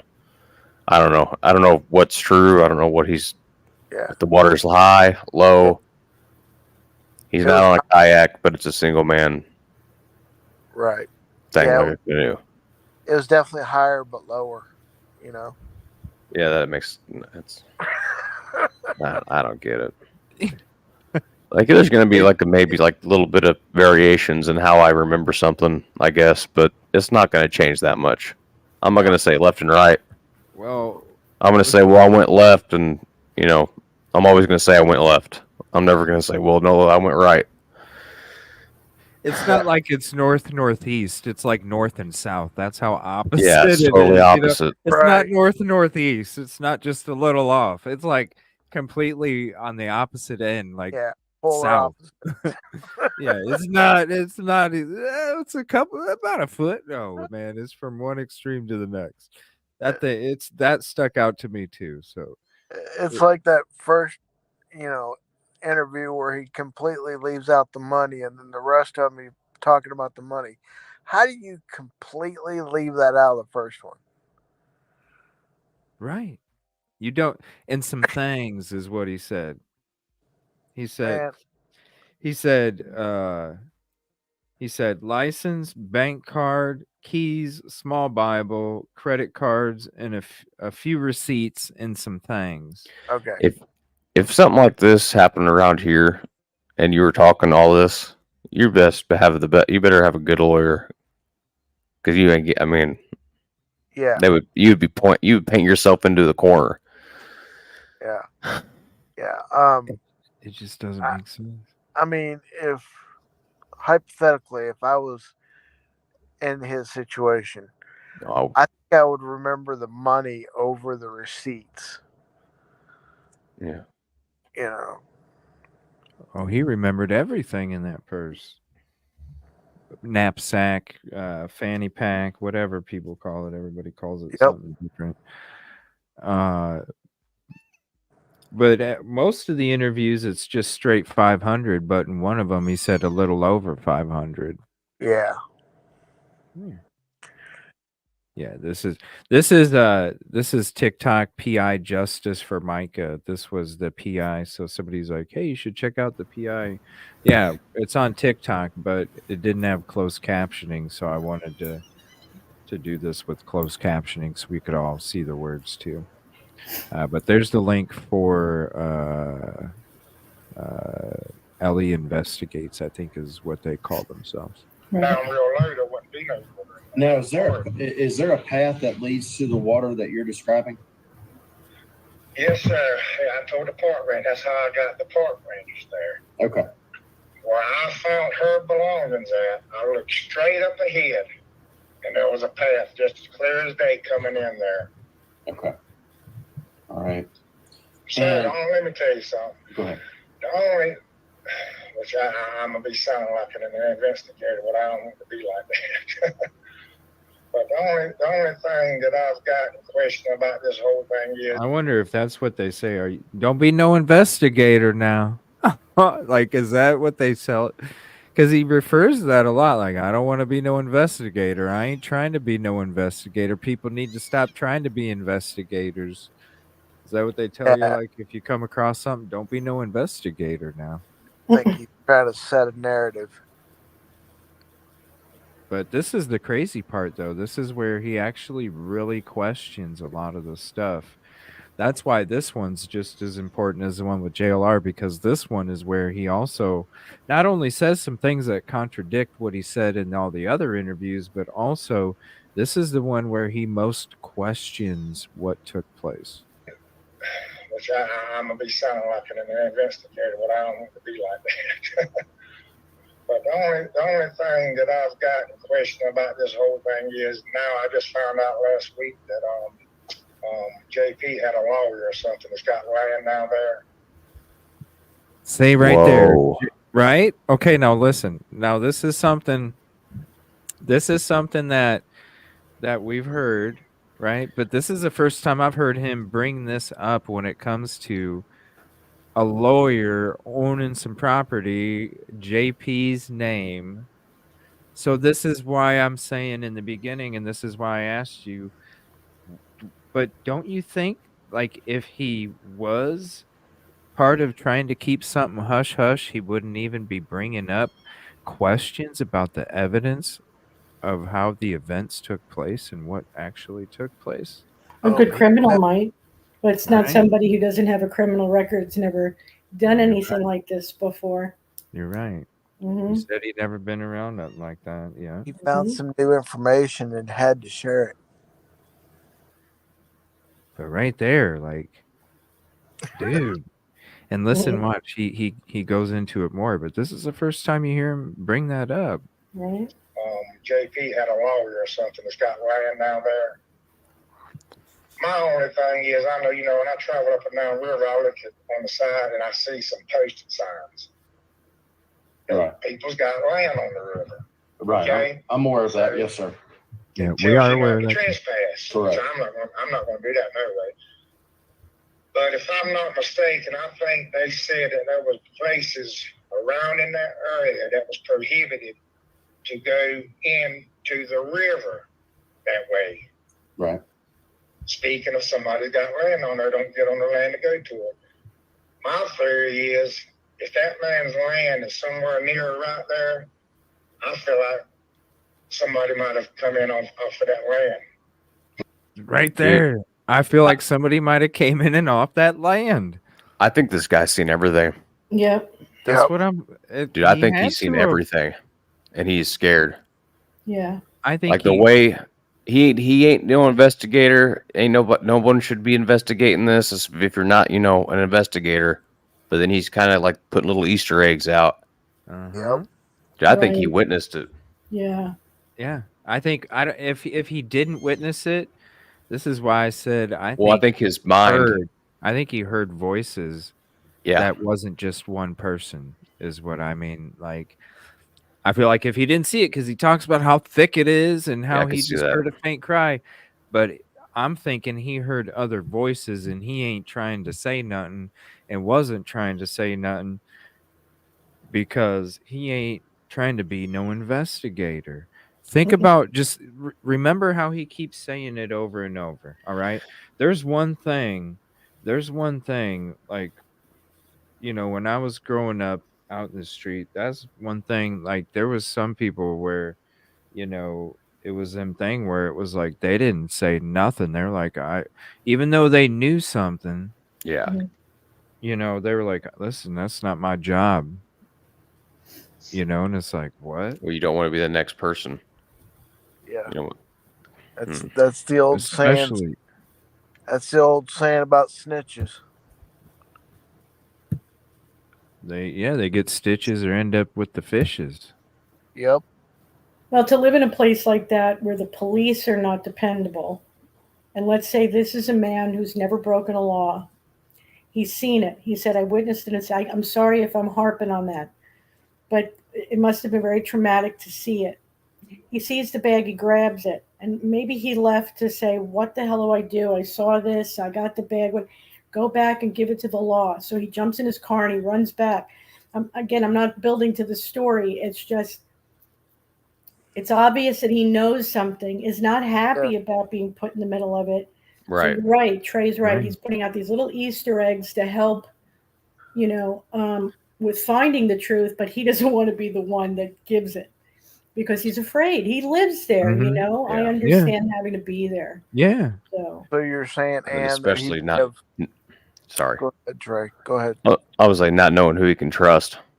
Right. He doesn't feel protected by the police. No. If anything, it's probably totally opposite. Because he would have said more if he was, right? Yeah, if he was, he just wanted to get in and get out. He would have been forthcoming 100%. I'm not saying he is or isn't, but this is my opinion. Is what's crazy is if it was just you heard a faint crying and it was just her, then what makes you feel like somebody might have came in and off that land if you already knew that her car was the car that was parked in the parking lot? Exactly. So what gives you the idea that you feel like somebody might have came in off that land connected to JP and lawyer? Because he's been paying attention to the content creators. I remember that coming out early. Yeah. Yes. I remember that coming out early on, that what's his name, Winslow, has property on the border. Yeah. Right. And there's I don't care. I heard that. And and there was a river that, kind of connects, whatever. So he might have heard that. I really believe this man wants it to be, help me, Lord. He wants it to be solved. Right. because he knows what's happened, but he's too afraid to be the one to go, okay, I saw it, I know who did it. You know what I Yeah, mean? because then he's It's a got a bad target on position his to be back, in. and he ain't got Right. no witness protection. Right. Well, especially if he heard the voices, didn't see it, so he doesn't know who it is. Exactly who they are. Yeah. Yeah. You know? Yeah, Like- but if he's heard the voices again, he could probably compare them. Or see photos. We don't know if the feds have gotten to him yet. Right. Ooh, Nurse KB, the 2 men and little girl. I would hope they put him in WITSEC. I believe that's it. what I they would said. hope. And get him Yeah. out of there. Yeah. It just makes you wonder what made him go back there again. You know, all of these different signs and all of these different statements, and still, like, then what made you go back there for real? Like, if you weren't trying to find her, what made you go back there? Why, after you found the cell phone, the key, the purse, or the fanny pack, and the glasses, didn't you continue to look for her? You took off. Because if he's witnessed it, he also sees that whomever did it took off. And so he knows it's safe enough to go get whatever he's got to get. He sees the bag and he takes off. It's the only thing I can think of because, again, there's 2 Johnny Jacobs in the area. If this was the other one, I'd say, oh, yeah, he did it. Because his rap sheet is just, I could wallpaper He's my that crazy room with too? it. Yeah. Two But of this them in the guy- same area. They live in the same area. They're both mid-50s. Wow. Yep. Yeah. I had to get a positive ID from Rich McHugh. And it was the good guy. It was the one who didn't have a rap sheet. So when he says, I've never been in the middle of something like this, he's telling the truth that one time, you know. that's the only time he's probably telling the truth. Yeah, it just like, dude, and he questions it even more. Just check out all this. It's crazy. Shout out to the PI. As far as me hearing her arguing with somebody, as far as even knowing somebody was even there, I couldn't see nothing because the woods was so thick. I understand that. I've walked through there, so I understand. But I mean, let me put this in there, though, sir. I feel like, because when I got out there on the bank, and I'm sure you understand where I'm coming from. When I got out there on the bank where her stuff was at, I looked out into the lake, and I could see everything out there in the lake. And I really feel like whoever she did or whoever, I feel like they actually, because there was other people in the lake also. I feel like they seen us or seen me. Seen us or seen me? There was other people in the lake also. What? Mhm. He talks about not visual, but then the whole. But then he could see hearing everything. if the whole arguing thing. So he heard something. I mean, he heard more than what Yeah. he's letting on. Yeah. He pretty much just said it without saying it. Right. I mean, the arguing. See, and if that's listen, what it was. and he wouldn't say about the other people in the lake. That, remember, you guys, this is the last one that he had. He wouldn't be saying there was other people in the lake, and I feel like they seen me or Yeah, so seen us, because he already talked to the people in the boat, and they already acknowledged about the gunshot. So he's talking about people he didn't even talk to that he seen. Mm. Breaking it down. And he's saying that they could see him. So he's basically, once he got back there, he realized that he could see everything out and about, just like you could when you were in there. And he never talked to these people, so he didn't know if they seen him or not. And I bet you that's when he went snooping, because he did go back to check to see who's crying. Yeah. I bet he did go back there to see what was going on. And then he saw something that he wasn't supposed to be walking up into. And that's the people he didn't know right there if they seen him or not. Those people right there. That's what it's telling me. And he said that it was too thick to see anything. Yeah. Never mentions hear anything. Yeah. And then the arguing thing. Right. That's why I said this episode is going to be probably one of the popular ones, because we're breaking both of these down, and there's a lot, a lot of it that you're just like, wait a minute, dude. All right, here's more. Hey, to be honest with you, Please. And I if guess like that's you where have I'm your getting at with my questions. next few questions is, you said that you stopped and spoke with some individuals on a boat that were leaving out of that same area, correct? No, they weren't leaving out of the area. They was coming into the area. Okay, coming to the same area that you were already in. So let me add this here. Before I came into the lake off of the river. Yes, sir. That's me coming down river. Okay. I passed them in the river. So because they were fishing up river. Okay.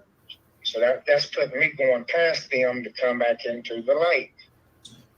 But the only thing that I've got a question about this whole thing is now I just found out last week that JP had a lawyer or something that's got land down there. My only thing is I know, when I travel up and down the river, I look on the side and I see some posted signs. Right. People's got land on the river. Right. Okay? I'm aware of that. Yes, sir. It tells you not to trespass. Correct. So I'm not going to do that no way.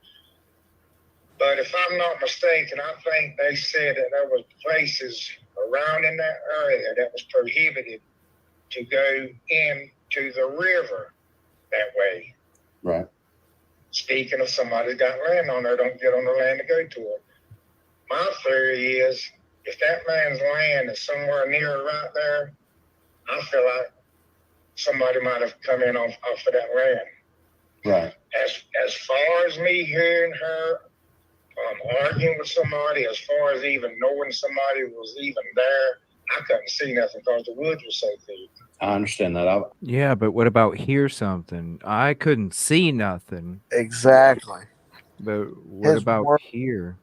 Now he already said he already said in the very first interview, witness saw. People don't say the word witness unless they see something. But he's just backtracking because he's on the phone with a PI. Didn't expect to be questioned all these weeks later. So now he's got to fix his story. Somebody could have coached him. I'm telling you, I just don't. I don't know. I think it's because he didn't see it. He heard it. That's what I He think. heard people talking. And he would have just said heard. That's why he's like, I didn't see it. Yeah, I don't mean to be a pain in the butt about it, but no. Oh no. Oh no, you're good. You're good. It's all everybody's theory stuff. Yeah. It's just, to me, it's telling me I didn't see anything. I'm telling you I didn't see anything. I've been telling you I didn't see anything. Yeah. But I never said I didn't hear anything. I don't think he said did. that. I don't think he wanted to be in the middle of this. That I do agree. Oh, for sure. Yeah. But when did he say he never heard anything? He's always said a billion times he's never seen anything. Right. Yeah. And you're questioning. So if you never heard or seen anything, then why would you question if anybody was coming off that could have did this or did this? And how come you never talked about these people that you didn't even know if you seen or not?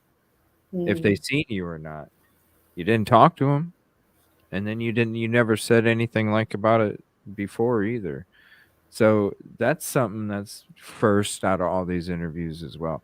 It's just nuts. It's crazy. I walked through there, so I understand. But let me put this in there, though, sir. I feel like, because when I got out there on the bank, and I'm sure you understand where I'm coming from. When I got out there on the bank where her stuff was at, I looked out into the lake, and I could see everything out there in the lake. Could see everything. And I really feel like whoever she did or whoever, I feel like they actually, because there was other people in the lake also.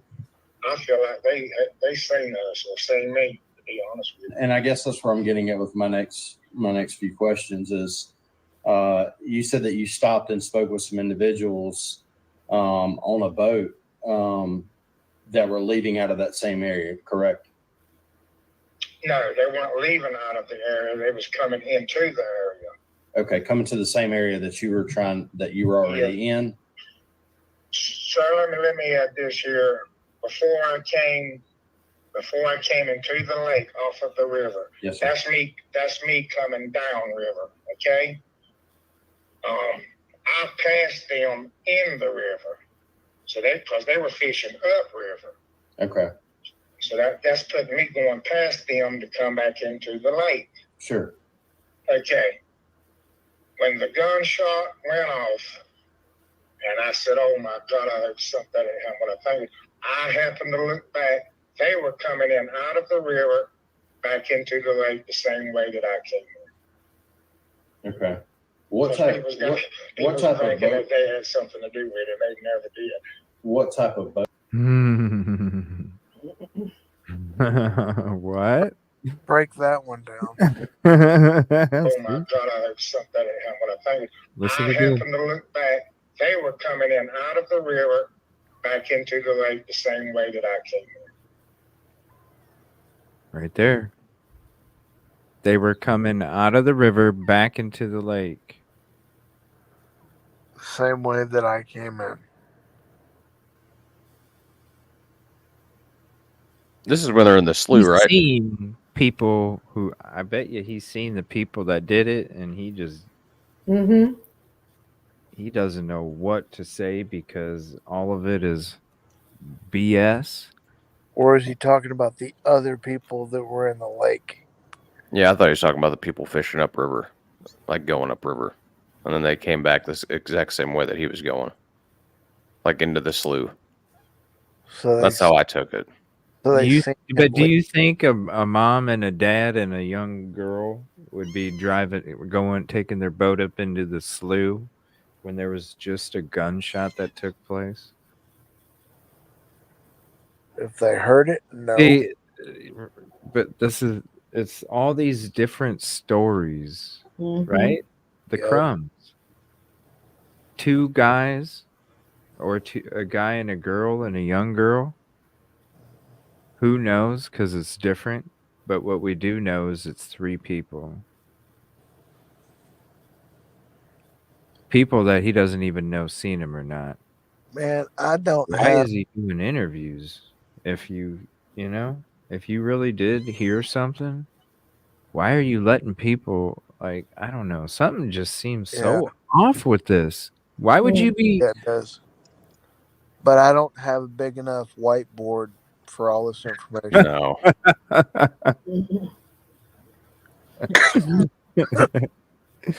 Oh, no kidding. Well, even this Fisherman interview, there's so much to it. But yeah, went back into the lake the same way he came. I don't know. I feel like there's some truth and some lie into it, and I feel like this story involves two different groups of people. That's just Yep. what I'm feeling. You're mixing your stories together, and you're making it about people that are part of it and not part of it. Too much blending. Right. Exactly. Way too much. Okay. What type? What type of thinking boat? that they had something to do with it. They never did. What type of boat were they in? Maybe have something to do. It was a John boat. Okay. I'd say maybe aluminum John boat. Maybe it had to be at least a 14-footer because there was a man, a young lady, which I figured out was that man's daughter, and then another man in the front. Which man's daughter? The one, well, either one of them really, but I felt like it was the one in the back of the boat. I'm gonna play that again. Boat were they in? It was a John boat. Okay. I'd say maybe aluminum John boat. Maybe it had to be at least a 14-footer because there was a man, a young lady, which I figured out was that man's daughter, and then another man in the front. Which man's daughter? The one, well, either one of them really, but I felt like it was the one in the back of the boat. Right, but I'm saying he might have been the father. I don't know. But I'm saying who are you referring to as far as the? How would you know who's the father or what person on the boat? And two men. I've heard interviews where you say a guy and a girl, and then a young child. This one you say daughter and two guys. I feel like it's two stories being blended together. Yeah. Trey, does the 14-foot John boat have two seats or one? My center one's ripped out, but mine has technically, when it was made before, anyway, technically two, and then if someone's riding on the front, there's three technically. So there's three if you lost someone right on the front. It really depends on who makes the boat. On the 14-foot? Yeah, there's usually 3. I mean, there's usually enough room for 3 people. Some reason I was thinking there was a 16-foot that had 3. So, Mine has, like, there's an Alumacraft. I know those typically have the bench in the back, the bench in the middle, and then the typically like a front bench. I have a low, right. and it originally had 3, but the middle one's not in there. But you can still, I mean, you can fit 2 people, sitting in the back, and then 1 person on another bench. So you can fit 3 people in a 14-footer pretty easy. I was paying really close attention to his description of where everybody was sitting. And I was just... They said the dad was in the back. Where was the girl? In the back. In the back. Okay, that would make sense. So they're probably sitting side by side, and the guy's probably sitting on the front of the boat, if I were to guess. And he said he thought it was his daughter. I mean, it could have been a young-looking girl. Depends on the age, I guess. Yeah. Or if you want to see what you want to see or not. Yeah, it's a lot of assumptions. Right? You're already assuming that he assumed who the father was in the boat. Which one of them? Well, in a different perspective, it could have been a guy, his girlfriend, or whoever, and then another guy. May not even been a daughter. That's just how I perceive something versus how you perceive something. Right. A whole bunch of assumptions. Yeah. And I don't know where this interview took place, but shout out to this PI, man. I'm going to keep dropping the link. Definitely go. I'm not on TikTok anymore, but go follow if you are, because it's split up in 3 parts. I just put it all together. That way we could play it with closed captioning without having to split it up here. This PI did awesome. Yeah. Oh, yeah. The daughter, like, I guess the people that were on the boat, you knew that it was... Yeah, there were 3 people on the boat. Let's just say the father, the daughter, and then maybe a friend or something. She was in the middle of the boat. Okay. Oh, in the middle. No. They came into the lake and I asked them, I said, did y'all hear that gunshot? And they told me, yeah. I said, well, somebody was in there crying. I said, I couldn't tell if it was a young, a male or female. I said, somebody was in there crying. I said, the gunshot went off, the crying stopped. Okay. So they turned around, and I didn't pay them no more attention, to be honest with you. They turned around, and I guess they went ahead and left out, because by the time I got back with her belongings, they were getting ready to load their stuff up, but they still stood around and just fished off the bank for a little while. When I left out, I noticed they were just still fishing off. They just started fishing off the bank. Now, have you, prior to this or anything else, had law enforcement, or have you ever seen a photo of John Miller? But beforehand? Yes, sir. No, sir. No, I've never even heard of a John Miller. No, sir. Okay. Now, going to JP, did any of those individuals that you saw in the boat, did they resemble or appear to be someone that would look like JP? Oh, no. God, no. Okay. And going back to no. It's just me. His tone has totally changed right He's there. like, no. Yeah. Yeah. Like, out of the whole time he's been rambling on and talking, like, multiple different interviews. I don't know, it just could be me, but No, it's not just you. like any speak of other people or who it might be. Yeah, and it's like, oh no. Which, I mean, there's like your response if you're like, what? But it's just like kind of like a, oh no, man, nope. I don't know. You don't even want to. He doesn't even want to entertain that thought, you know. Yeah, or at least break it down. Be like, oh, this guy looks totally different, or look totally different, or something. I don't know. Mm-hmm. Yeah, he just. Oh no. Yeah. Yeah, like Pam says, it gets lower, right? You know, like when you get caught. I don't want to. Anyway. Good, man. You ever catch somebody lying and their voice literally like, no, kind of like cuts out almost. Yeah, it's a different pitch. Yeah. I'm not sure what happened to Ann. Is Ann okay? She might have got disconnected. I wonder why the cameras did that thing. Yeah. Wonder if, hold on, let me see here. Yeah, I didn't see anything. Let's see. I'll message her real quick. I'll wait to there's only about another 9 minutes of this, and then we'll kind of discuss it a little bit more. And we'll be back tomorrow. We're going to be digging into the next part. Hi, Kitty. Tell everybody hi. Say hi. Say hi. Yeah. Uh-huh. I know. Let me see here.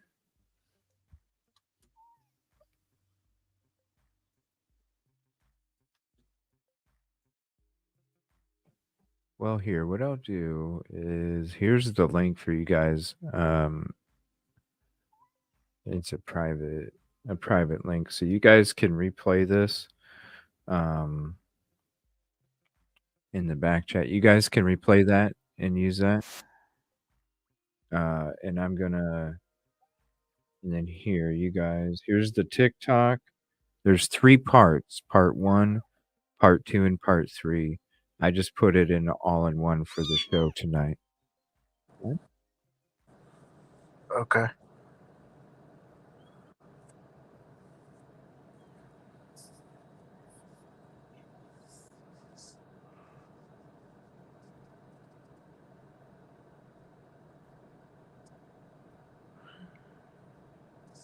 Because I keep talking, I'm probably keeping her up, but then she don't want to go lay down either.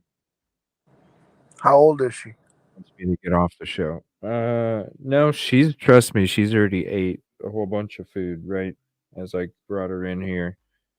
She pulled on me for a second, and then I had food waiting for her already, and she just scarfed it down. I think she's tired now. She wants a nap. She's been playing all day. She's only like 5 or 6 weeks. Wow. Yeah, but she all of a sudden, from the hurricane, she ended up, I don't know, she got sick and she was just crying out and see what would happen if I took her to the shelter. So I'm like, well, I got a new kitty. Kitty. So I've been nursing her back, getting her healthy now. Now she's like almost there. She's probably 95% now. She is just going like That little meow will just get to your heart. Yeah. Well, like the first 2 days, she just did nothing but sleep and eat, sleep and eat, sleep and eat. And now, like yesterday, she's probably like 3 times as spunky as she was yesterday. She is active today, like crazy active. But it's good though. It means she's feeling good. She's wanting to explore more now. Like, yeah, you used to sit on my shoulder now, huh? Now you're like you gotta move around. Crawl up on your head again. I know. Earlier, yeah, that's the new thing now. Before it was my shoulder. Huh. Now you just want to sit on my head, don't you? Yeah. You just want to sit on my head, huh? Yeah. Yeah. Damn. All right. I'm not sure what's up. Let me see here. So we're at 14:30 of the video. I'll send it to her too in case something happened and she's not able to come back. I don't see her. I sent her a message, so I'm not sure what's up. I know it is kind of getting late over there. It's after 10. All right, so we'll go ahead and play this and we'll finish it up here. Oh, hold on. There she is. There we go. My internet went down. Oh, it's okay. Welcome back. Thank you. Yeah, we waited for you. This is No. and here. Here's the link for this video if you wanted to listen to it again. Okay. Put her in my hood. No, she wants to be on my chest and me petting her and me not talking. So, because I know, watch, when I end the show, it happened earlier. I ended the show earlier today, and as soon as I'm done talking, then she's like right on my lap or my chest. I know. All right, we're getting there. All right. So he is, let me rewind it just a little bit. Hold on, kitty. I've even heard of a female. No, sir. Okay. Now, going to JP, did any of those individuals that you saw in the boat, did they resemble or appear to be someone that would look like JP? Oh, no. God, no. Okay. And going back to the gunshots, you only heard one shot. Is that correct? I promise you. I only heard one shot. I've heard there was two. I only heard one shot. And I noticed at the observation point, it's a lot of rushing water there. So you don't ever have any issues or anything with your trolling motor getting through that area? Right there where it turns out at the lake? Yes, sir. Well, yes, yeah, that part of the river for some reason it's got a very strong current in it, especially when the water's real high. Right. That's the reason why I go up, just in case something happens with my motor, I can just paddle back down or whatever. I understand. Paddle back down or whatever. What is he saying, Trey? He's just saying he goes upriver. From wherever he puts in at, he goes upriver, and then if his motor stops working, then he can just flow back down to where he put in at. So it can't be very powerful at all then if he's approaching it that way, right? Then. Well, it's just a trolling motor, and that bend. I've obviously never been there, but that bend seems like it's almost like a pretty drastic bend. So he said when the current's up, sometimes there's kind of issues. Huh, interesting. Hide and seek, I do have to feed her every 2 hours. Seriously. It's my rest has been about the same as her rest. Just a couple hours here and there. That's about it. All right. What time did you arrive on that day at the landing and started fishing prior to you leaving? Sir, I can't really say approximately. I'm thinking it was maybe. I know it was right around about 10. It was between 10:30 and 11:30. All right. We got 10, 10:30, 11:30. Yeah. What time did you make it there, man? He doesn't live far from there. That's not as if, I don't know, maybe when you're going fishing, you don't look at the clock. I have no idea. See why I think maybe there's a small chance that he was under the influence of a legal substance while he was going fishing, and maybe that's why he can't keep a lot of the stuff straight, because maybe he was drunk as hell. Wouldn't be his first time. Chicken. Drunk as hell. I mean, it makes sense if it's his lake day or water day. I'm okay, Bo. Why is he asking if I'm okay? Is that why you had to leave? Because you needed to. You didn't want to be driving out, being noticed that you're under the influence. You didn't want to be handing a bag or a fanny pack, smelling all under the influence. Because then how are you supposed to leave? You can't leave. Well, what are you driving a boat for, sir? You guys can't hear me, huh? Yeah. Oh, I'm sorry. Okay. Sorry. No, go ahead. No, somebody just asked if I was okay. I'm fine. Oh, they're probably delayed. Oh, okay. All right. Yeah. Sorry. Yeah. I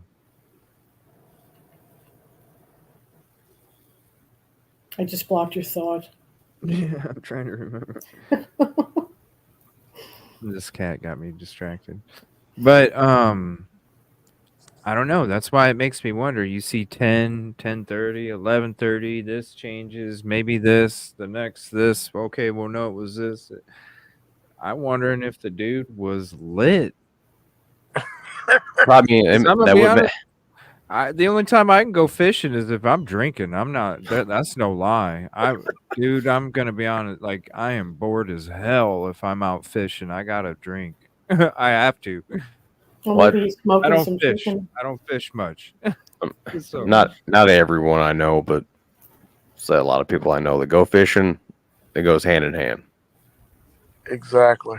Drinking or So- smoking? I mean, both.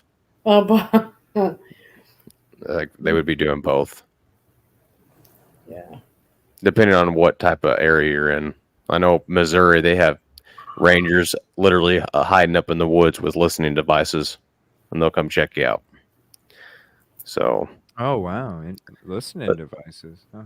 oh yeah, if you don't believe me, you can look that one up. Current River, they hang out with listening devices and listen to people's conversations, and then they'll send a boat to go check on you if they think you have anything that you shouldn't be having. Huh. Kind of Yeah. like when we were out in Nashville and they came. Yeah, up to us like that. and you Huh? said, "What kind of boat is that?" And they passed like 2 other boats to come straight to us. Oh, straight to us, man. Oh yeah, But we weren't having any of those conversations. We were talking about the Riley Strain case on the boat. what you boys doing? Right? Yeah, You gotta love, you gotta They love came the straight for TWRA. us. Yeah, they came straight for us. Somebody just said I need to drink so his story makes sense. I feel That's the no same way. it would may make sense. That is so well put. Oh my gosh. That's beautiful. It's true. All right. Yeah, 10, 10:30, 11:30. I don't know. It just makes me wonder. The dude probably heard something and he was probably, under the influence of a substance that was legal. See, that kind of makes sense. Right? If I'm a little inebriated, I'm like, I don't remember, man. I'm hearing something. I'm gonna go check this out. Did I want to go at 10? And then That actually Do you does guys make believe that he stumbled in on this, or you believe that he knew about it beforehand? I think he stumbled in on it. Okay. I won't be able to answer that until I'm actually there, and then Okay. you just kind of see the layout. And Yeah, I agree. I think he was nosy. He heard some crying going on. He probably wanted to go save somebody. I could see that. And then he came across, he's like, oh, shoot, this is bigger than what I can help with. And then tried to distance himself. Yeah. going off He was under a substance with his story changing so much. of the theory of under the substance would explain his liquid courage to go in there. Right? Ooh, that's a good point, That's a Busby. good point. That is a Very point. good point. Yeah. Yeah, because a stoner wouldn't do it. No, they'd be already getting Cheetos at the store.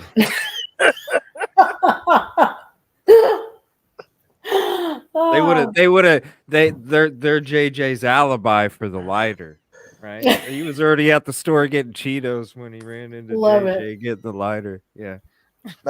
There's not a beanbag in that story, right? That's a good point though, Busby. Liquid Mhm. courage. And you're not thinking clearly. So when Nope. you go in there, you're like, oh, yeah, exactly. I don't know. I think that's what it sounds like. It's the most plausible. No, Kitty, not my hat. It sounds like it's the most plausible, though. Honestly.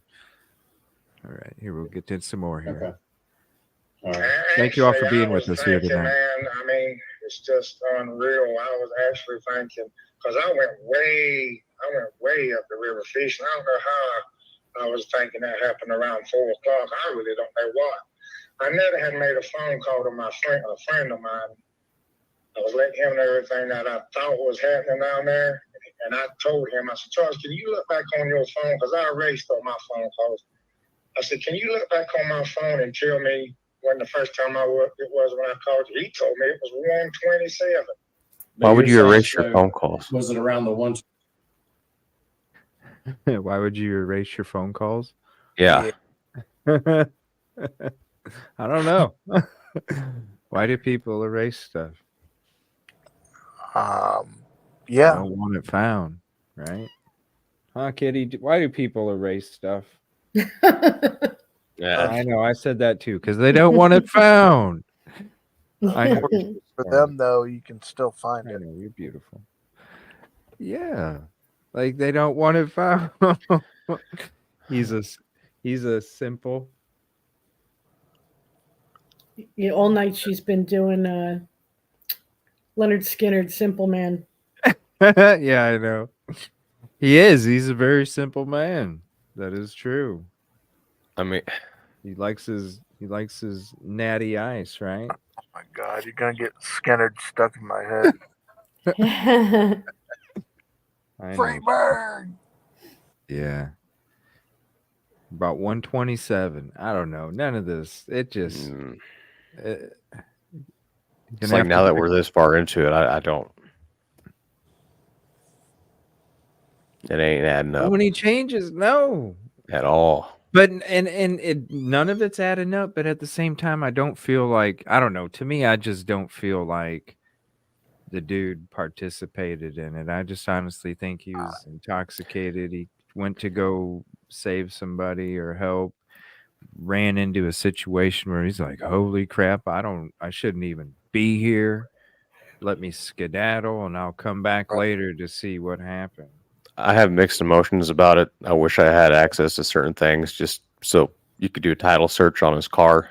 He is the one that got the car, right? Or are we talking about the other person? No, he is. He's the one that got the car, but it's not Miss Agatha May checked, and there's no white car in his name. So right now I'm looking up his wife. Okay.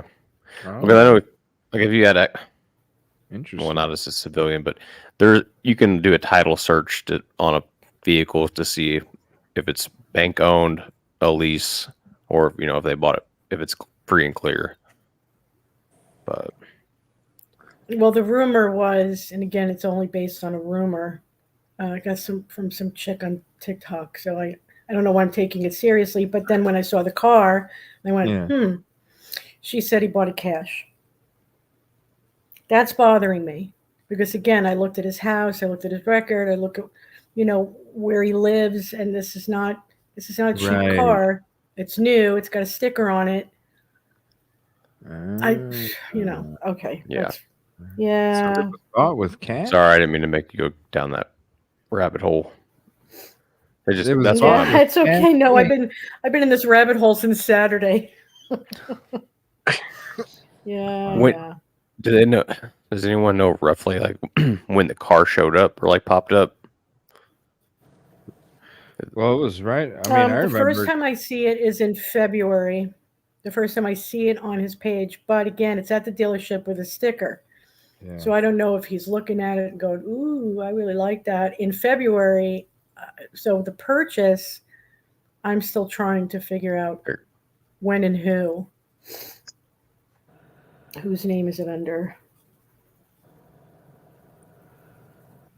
With Agatha May, God only knows. She'll find something.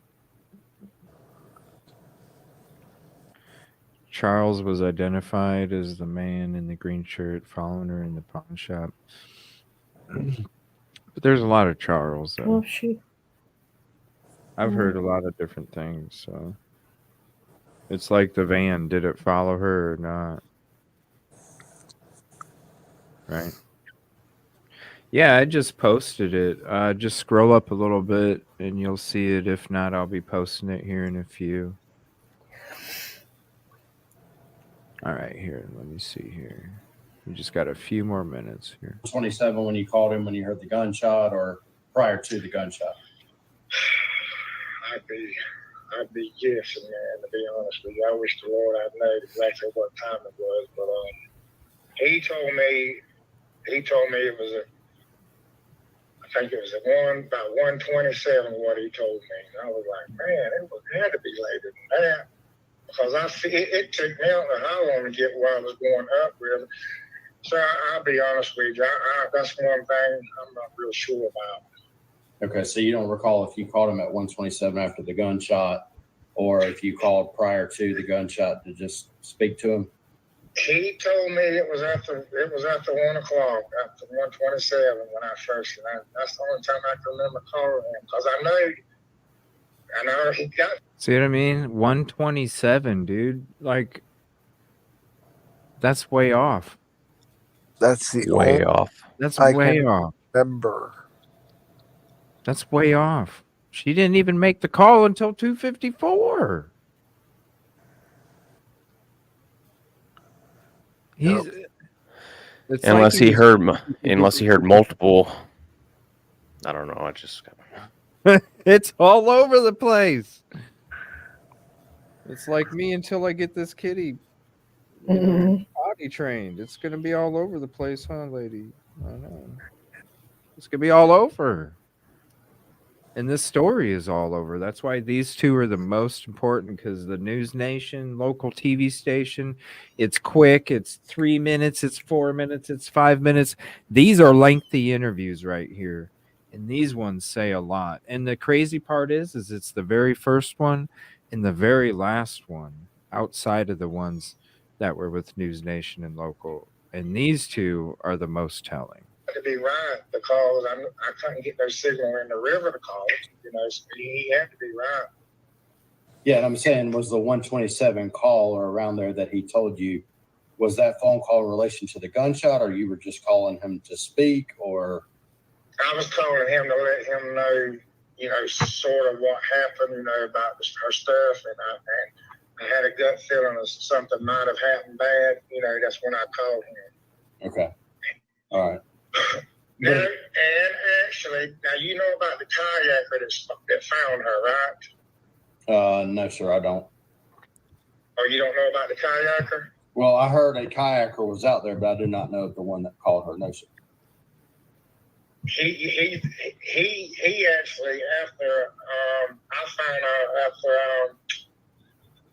after everything had come down to me, I found out he's the one that told the laws. He was in there actually fishing at the same time I was. And this is what he said happened with him. He said after he heard the gunshot and everything, anyway, I went in there, got her stuff, and come back out. I didn't see the kayaker. Mm-hmm. Wait a minute. He just stopped telling his little story there. Yeah. He stopped himself. He blurted it out and went, anyway, and then changed this. Once he starts getting ready to tell you, He told the laws. He was in there actually fishing at the same time He told the law. And this is what he said happened with him. He said after he heard the gunshot and everything, anyway, I went in there, got her stuff, and come back out. I didn't see the kayaker. What? He just totally stopped himself and said, anyway, and then said something else. Are we 100% sure there was a kayaker? That's what's being reported. No, we're not 100%, not even 50% sure. Not even 30% sure. Wait, didn't he just say that the other kayaker called? So there should be a log. Yeah, of that, he right? did.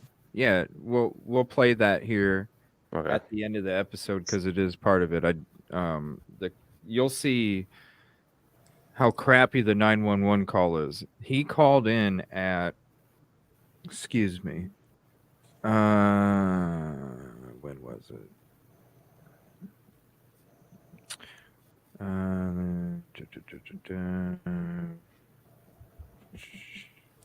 423. 423, 127. 911 call. He had located the body in the water. The individual had been fishing in his kayak when he located the body in the river. So that is, if it'll, right there, 423. So that's the area. When the call came in. And we'll listen to it at the end of this. It's not very long, and it's really choppy. So when he starts to get to tell the story of this other kayaker this kayaker. He starts to tell you, and then he, oh crap, anyway, and changes the subject. Why? Why were you going to change the subject when it came to this other kayaker? Thing come down to me, I found out he's the one that told the laws. He was in there actually fishing at the same time I was. And this is what he said happened with him. He said after he heard the gunshot and everything, anyway, See? He gets right to tell you after he heard the gunshot and everything. Anyway. Well, finish the story, man.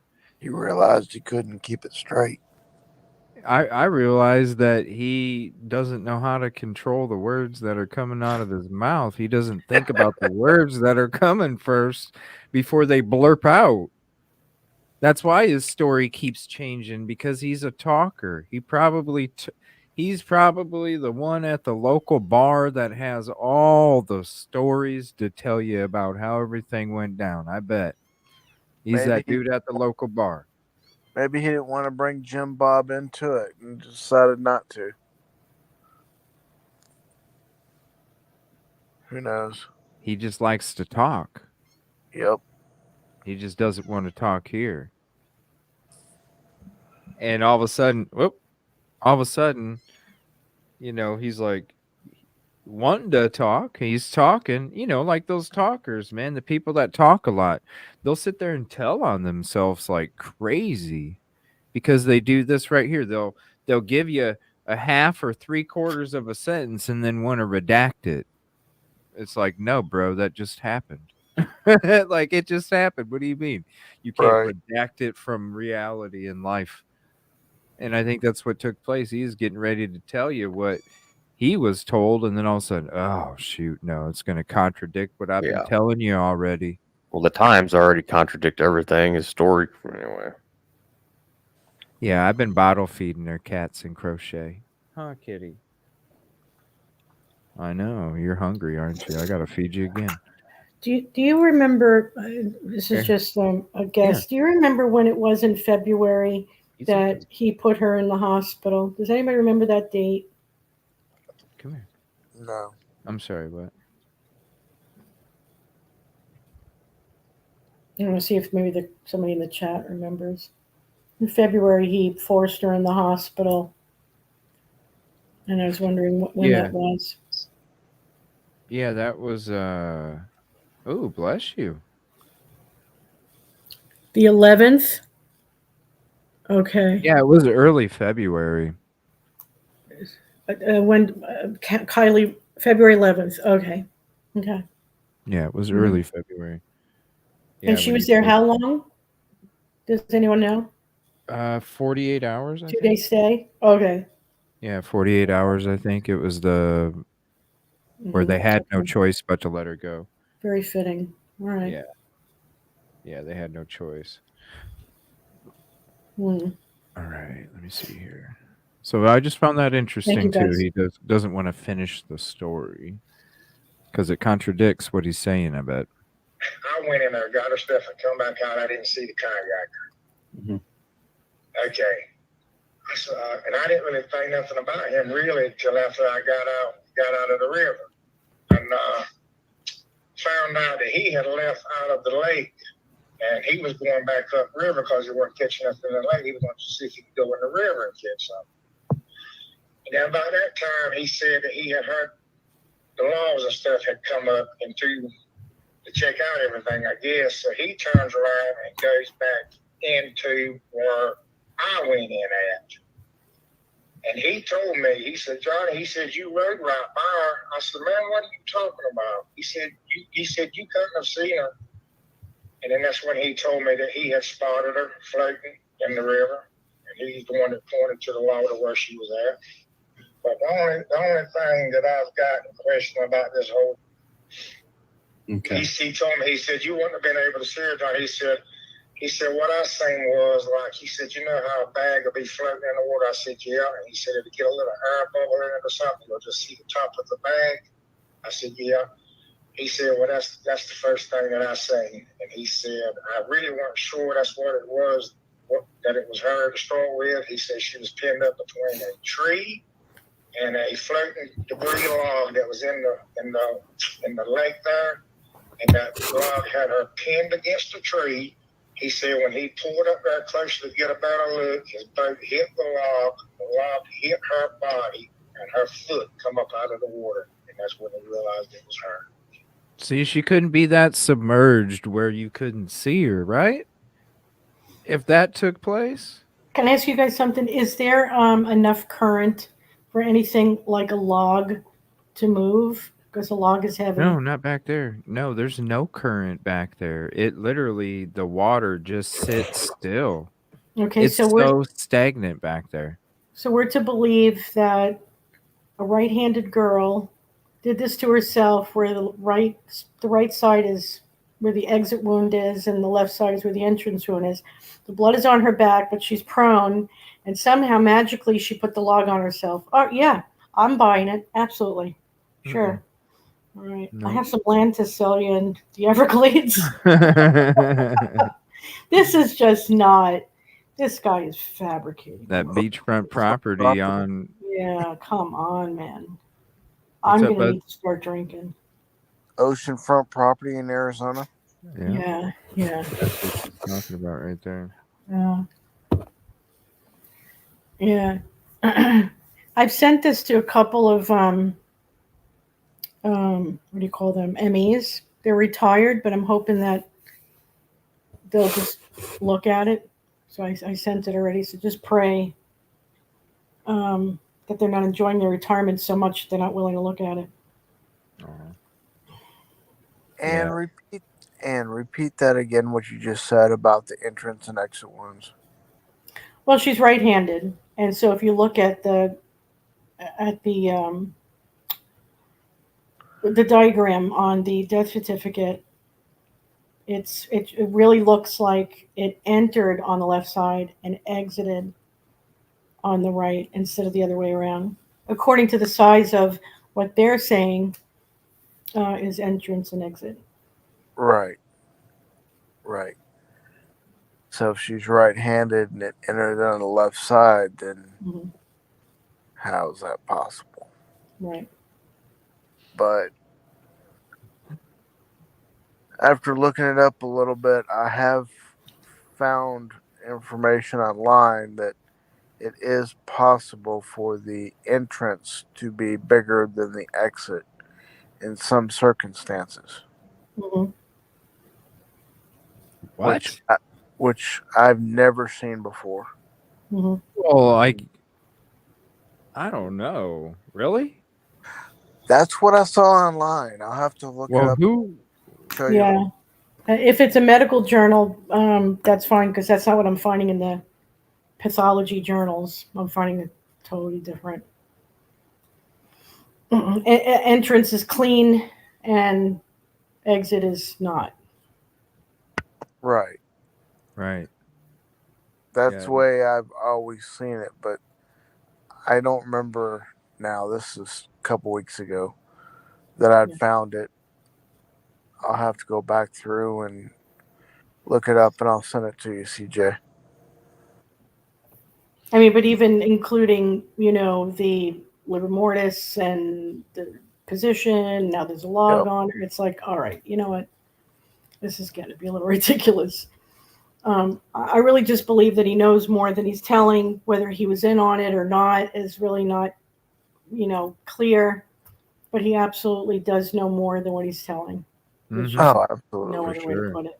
So, like I said, I sent what CJ's showing right now, the whole thing. I think it's 5 pages, and I sent it over to a couple of medical examiners that are retired. So I'm just hoping that they'll take the time out to just look at it. They don't have to come on the show or do anything like that. Just give me an idea. Does this look normal and to you, or does, what anomalies do you see? And I did put in it, she is right-handed, just so they knew. So it's like the Fisherman story. It's all meant to create confusion, so It's longer to get to the truth. Well, anything about JP is confusing. But when you have a collective effort, shit starts to make sense. Like right now. The I think ironic we're all part, in agreement that he saw and witnessed more than what he claims he did. yeah. The ironic part about it is he's a fisherman, and fish stories are always different. It What do you was mean? this big. Oh, you mean like blowing things out of proportion or something? Yeah, exactly. That are complete lies.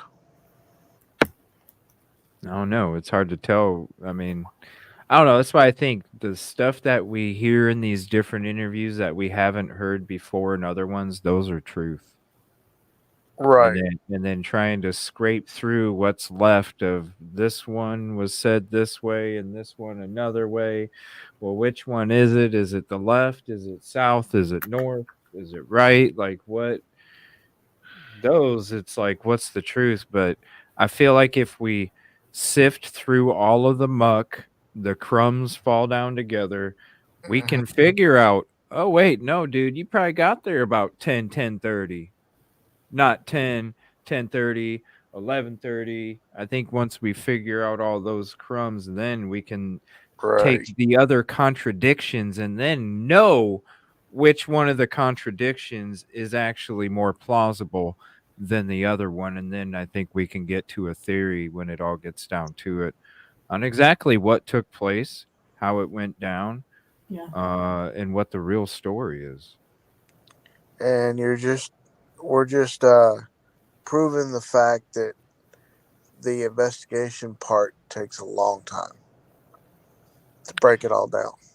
Well, they already concluded it was self-unalive before they even found her based off of a 911 call where she didn't even state her name. Yeah. Well, there's Robeson County. So, how are you supposed to let your family know if the 911 caller isn't Yeah. trying to even get your name? That was red flag number 1. So, a lot of questions. Okay. So how far away would you say this individual found her body from the location that you found her items? Seemed like to me he said about 10 or 15 yards. So I hate to ask that type of question. I'm thinking it had to be at least that because that's I didn't go far up into that slough to where I found her stuff at. So it had to be within 10 to 15 yards. And you said that you spoke to the kayaker and he talked to you. What is that gentleman's name? Sir, I have to get back with you to find out. Sure. To find out. I don't even have his phone number or nothing. I told him to get in touch with me. But like I said, I had to leave him. My call was a mess. I usually do that, you know. But I can get that information. I think I can for you. Okay. Now, again, just to clarify, that individual was not J.P. Miller. No, sir. I wasn't J.P. Miller. Okay. No, sir. All right. Let me ask you one question. Yes, sir. Do you know what caliber of gun it was? Do you know any of that? Did you recover any shell casings or anything that? No, sir. I was told that they were under that bag, but no, sir. I've never seen it. I was just getting out of there. I wasn't really looking on the ground. I was actually looking for someone, a body or something. But Right. So even in her fainting, I didn't really find out what had happened anyway until I still weren't sure, but I just had that gut feeling that's what happened. I didn't really find out what had happened until I talked to the ball. But the reason I'm asking you this question about the caliber of gun, that TikTok, this is on TikTok and all that. I just listened to people. And somebody told me, I heard them on TikTok say that gun should have been a loud caliber, a loud sounding gun, right? Well, the gun that I heard that day, it sounded like it was a small caliber. It sounded like a loud firecracker or something. Sound like a loud firecracker. He's dismissing the sound of the pistol. No, he's claiming he's just listening. He's just listening on TikTok about people talking about the Sig Sauer and the sound that it would make. I know. Come on, go to sleep. But then he's dismissing it. No, it sounds like something small, like a small caliber loud firecracker.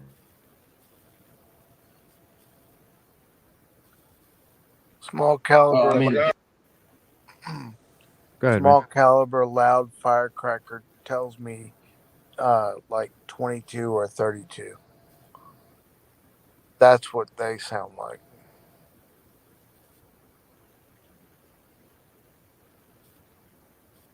Not a 9mm or anything like Well, that. I don't have a Sig. I mean, I don't have a Sig Sauer, but I mean, my pistol's pretty loud.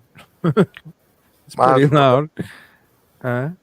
Mine's real loud. Purr. Oh. Yeah. So, what? Small fire. Sorry, a firecracker. Small pop. He definitely had to have seen something.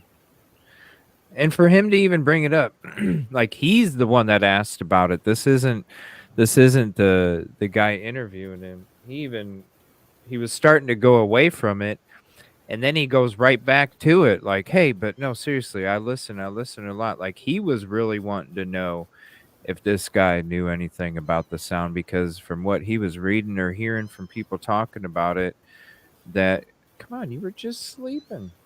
That it would have been a lot louder. And I think so too. Yeah.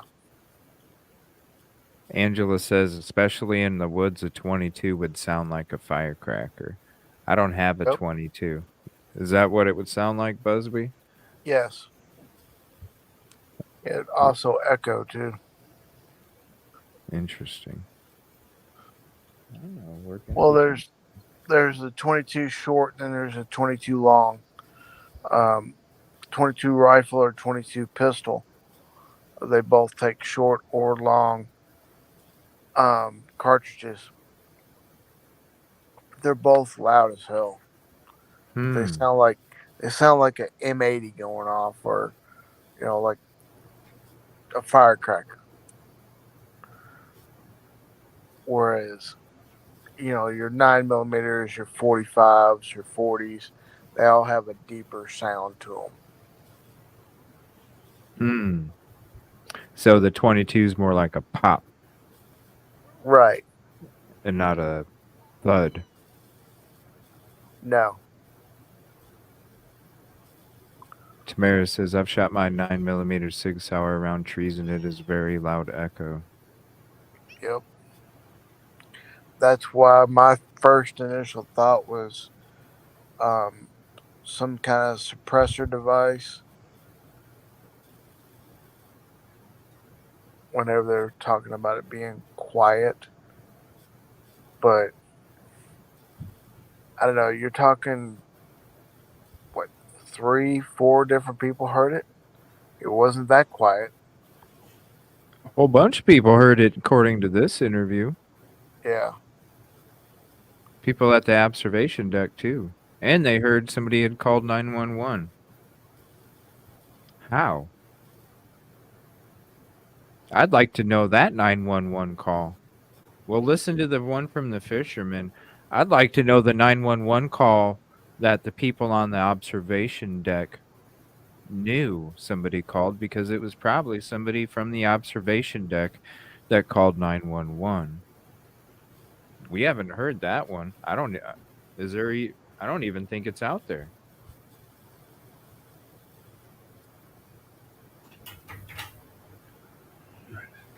I've just heard this one that we're listening to tonight. One that I heard that day, it sounded like it was a small caliber. It sounded like a loud firecracker or something like that. That's exactly what I heard. I never heard no loud shot.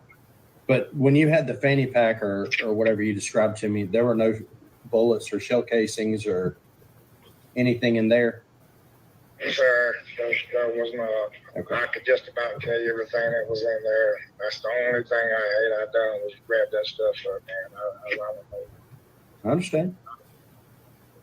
But I just grabbed it. You know, 500, 600, $600, and a lot of people want to turn that in. I mean, everything that was in that bag, they always got it. Okay. Right. And I understand. And like I said, I greatly appreciate your time. You're welcome, sir. Have a great day. All right.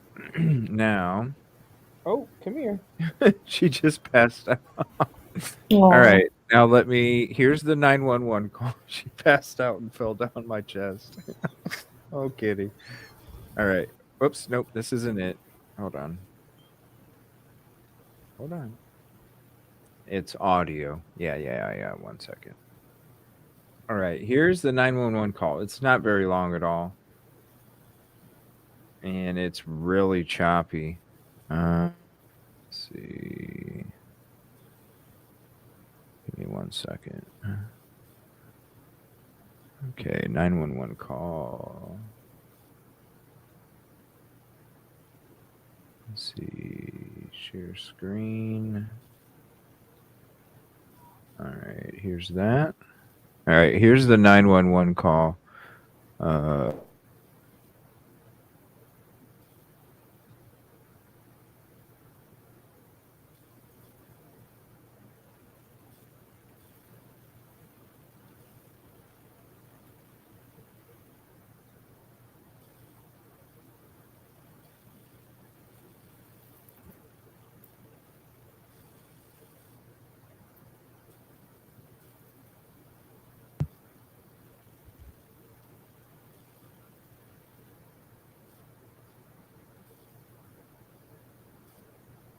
I don't hear anything.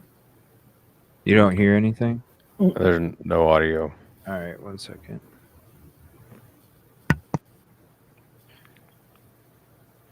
I should have just put this on a video too. All right, let me try it again.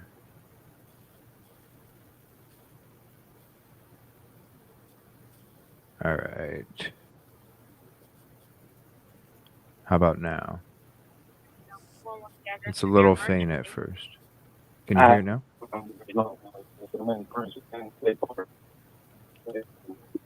Yeah, that's super choppy. I'm sorry, your phone is breaking up very bad. I can't hear you. Exactly. Is that any better? Yeah, that's better. Okay, I'm in Princess Anne State Park, and I just made contact with a deputy. I didn't get his name. I think I just found a body in the water down there. If you know which deputy is here, if you can tell him back to where he just talked to the guy, white male, orange t-shirt, in the kayak, he'll know where I'm at. Okay, hold on 1 second for me, okay? Okay. I'll play it one more time.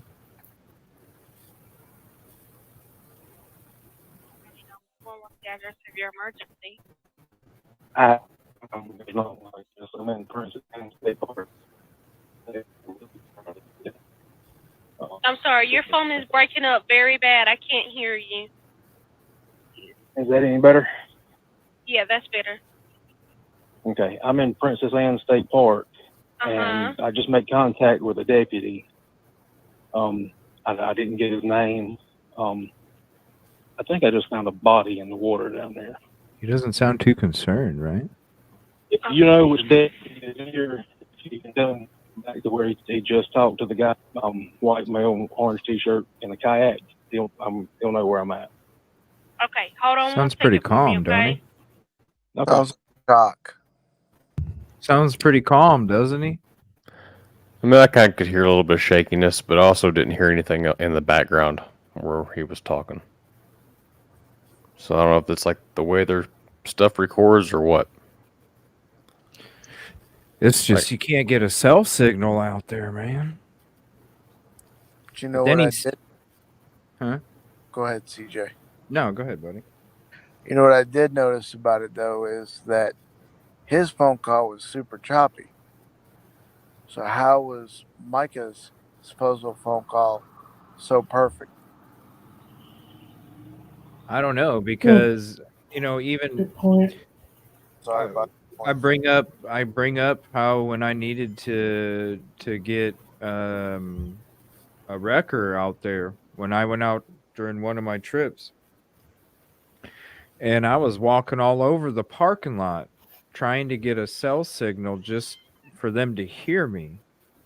And so when people want to bring up the bathroom or a car, I couldn't even get a cell signal outside of the vehicle. How are you supposed to get a cell signal inside of a vehicle? It doesn't make sense to me. Yeah, no.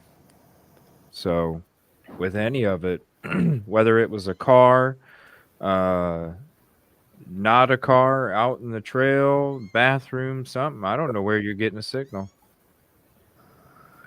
Yeah, he sounds super chill, super calm, Mhm. but like Trey said, you can hear that I something. can hear the shakiness in his voice. Yeah, if that makes sense. Yeah, it's just I don't know. And why would you say you think? Or you a found story. Like if it was to that extent, you would know. I mean, I don't know. Maybe he was saying he thinks he found a body, but he may have just found a body part. I don't know. I got you. Like I don't know. Still, Like you- man, wouldn't that be creepy? Like seriously, you bump into a log and all of a sudden somebody's foot comes up. Come on, man. I've How are actually you had supposed to that. be that calm? I've actually had that scenario happen with a What? deceased animal in the water. Well, I mean, yeah. And it still freaks you out with it being an animal. I mean, me and Trey, and when we were out there, and there was something I got out to look at, and it was a dog. Yeah, like Yep. it was. It's crazy because you look at it, you're like, I don't know. It looked like a piece of clothing, and then you get up next to it and you go to take it out, and all of a sudden it's a freaking animal. Oh, that part. Never mind there. Right. But that yeah. If I'm describing to somebody about it, then yeah, it's like I'm not gonna be. That's like way calm. That's like way calm. And you found a body. It's not an animal. It's another human being. It's like, whoa. You might find an animal out in the woods, just because of natural. It's like he's in But shock. not a human. That's the best I can explain it. It sounds like he's in shock. I don't know. He just seems really calm to me. I don't know why. Yeah, I know it's bedtime. All right, you guys. I'm going to go ahead and hop off. I want to thank you all for hanging out tonight. Definitely go back over it. Maybe we'll do a recap on the next one just to see. Leave your comments in the comment section. What do you think? I want to know two things. I want to know if you think he had something to do with it or not. And I want to know if you think if he didn't have something to do with it, do you think he saw what happened? Those two questions, and then we'll discuss it in tomorrow's show. So we'll be back on tomorrow night. I want to say thank you to all the special guests. Thank you, Kitty. I'll drop their links in chat again. If you're not subscribed, please go do so. And then please hit the like if you haven't yet. It is the free way to help. I do want to give some contribution call outs here real quick. Contribution to Kathleen Gents. Thank you for becoming a new member. I want to say thank you to Ruckman Dude for the gifted membership. Also, Miriam Burden for becoming a new member. Salty Siren 70 for becoming a new member. She's a Wildflower for becoming a new member. And Charity for also becoming a new member. And Melissa Smith. Thank you all so much for your contribution. I know, honey. Take Thank care, you so much everybody. for your See ya. contribution. Appreciate you. Peaceful and positive evening. And we'll see you tomorrow. Thank you all. Oh, shit. Have a great night, everybody. See y'all.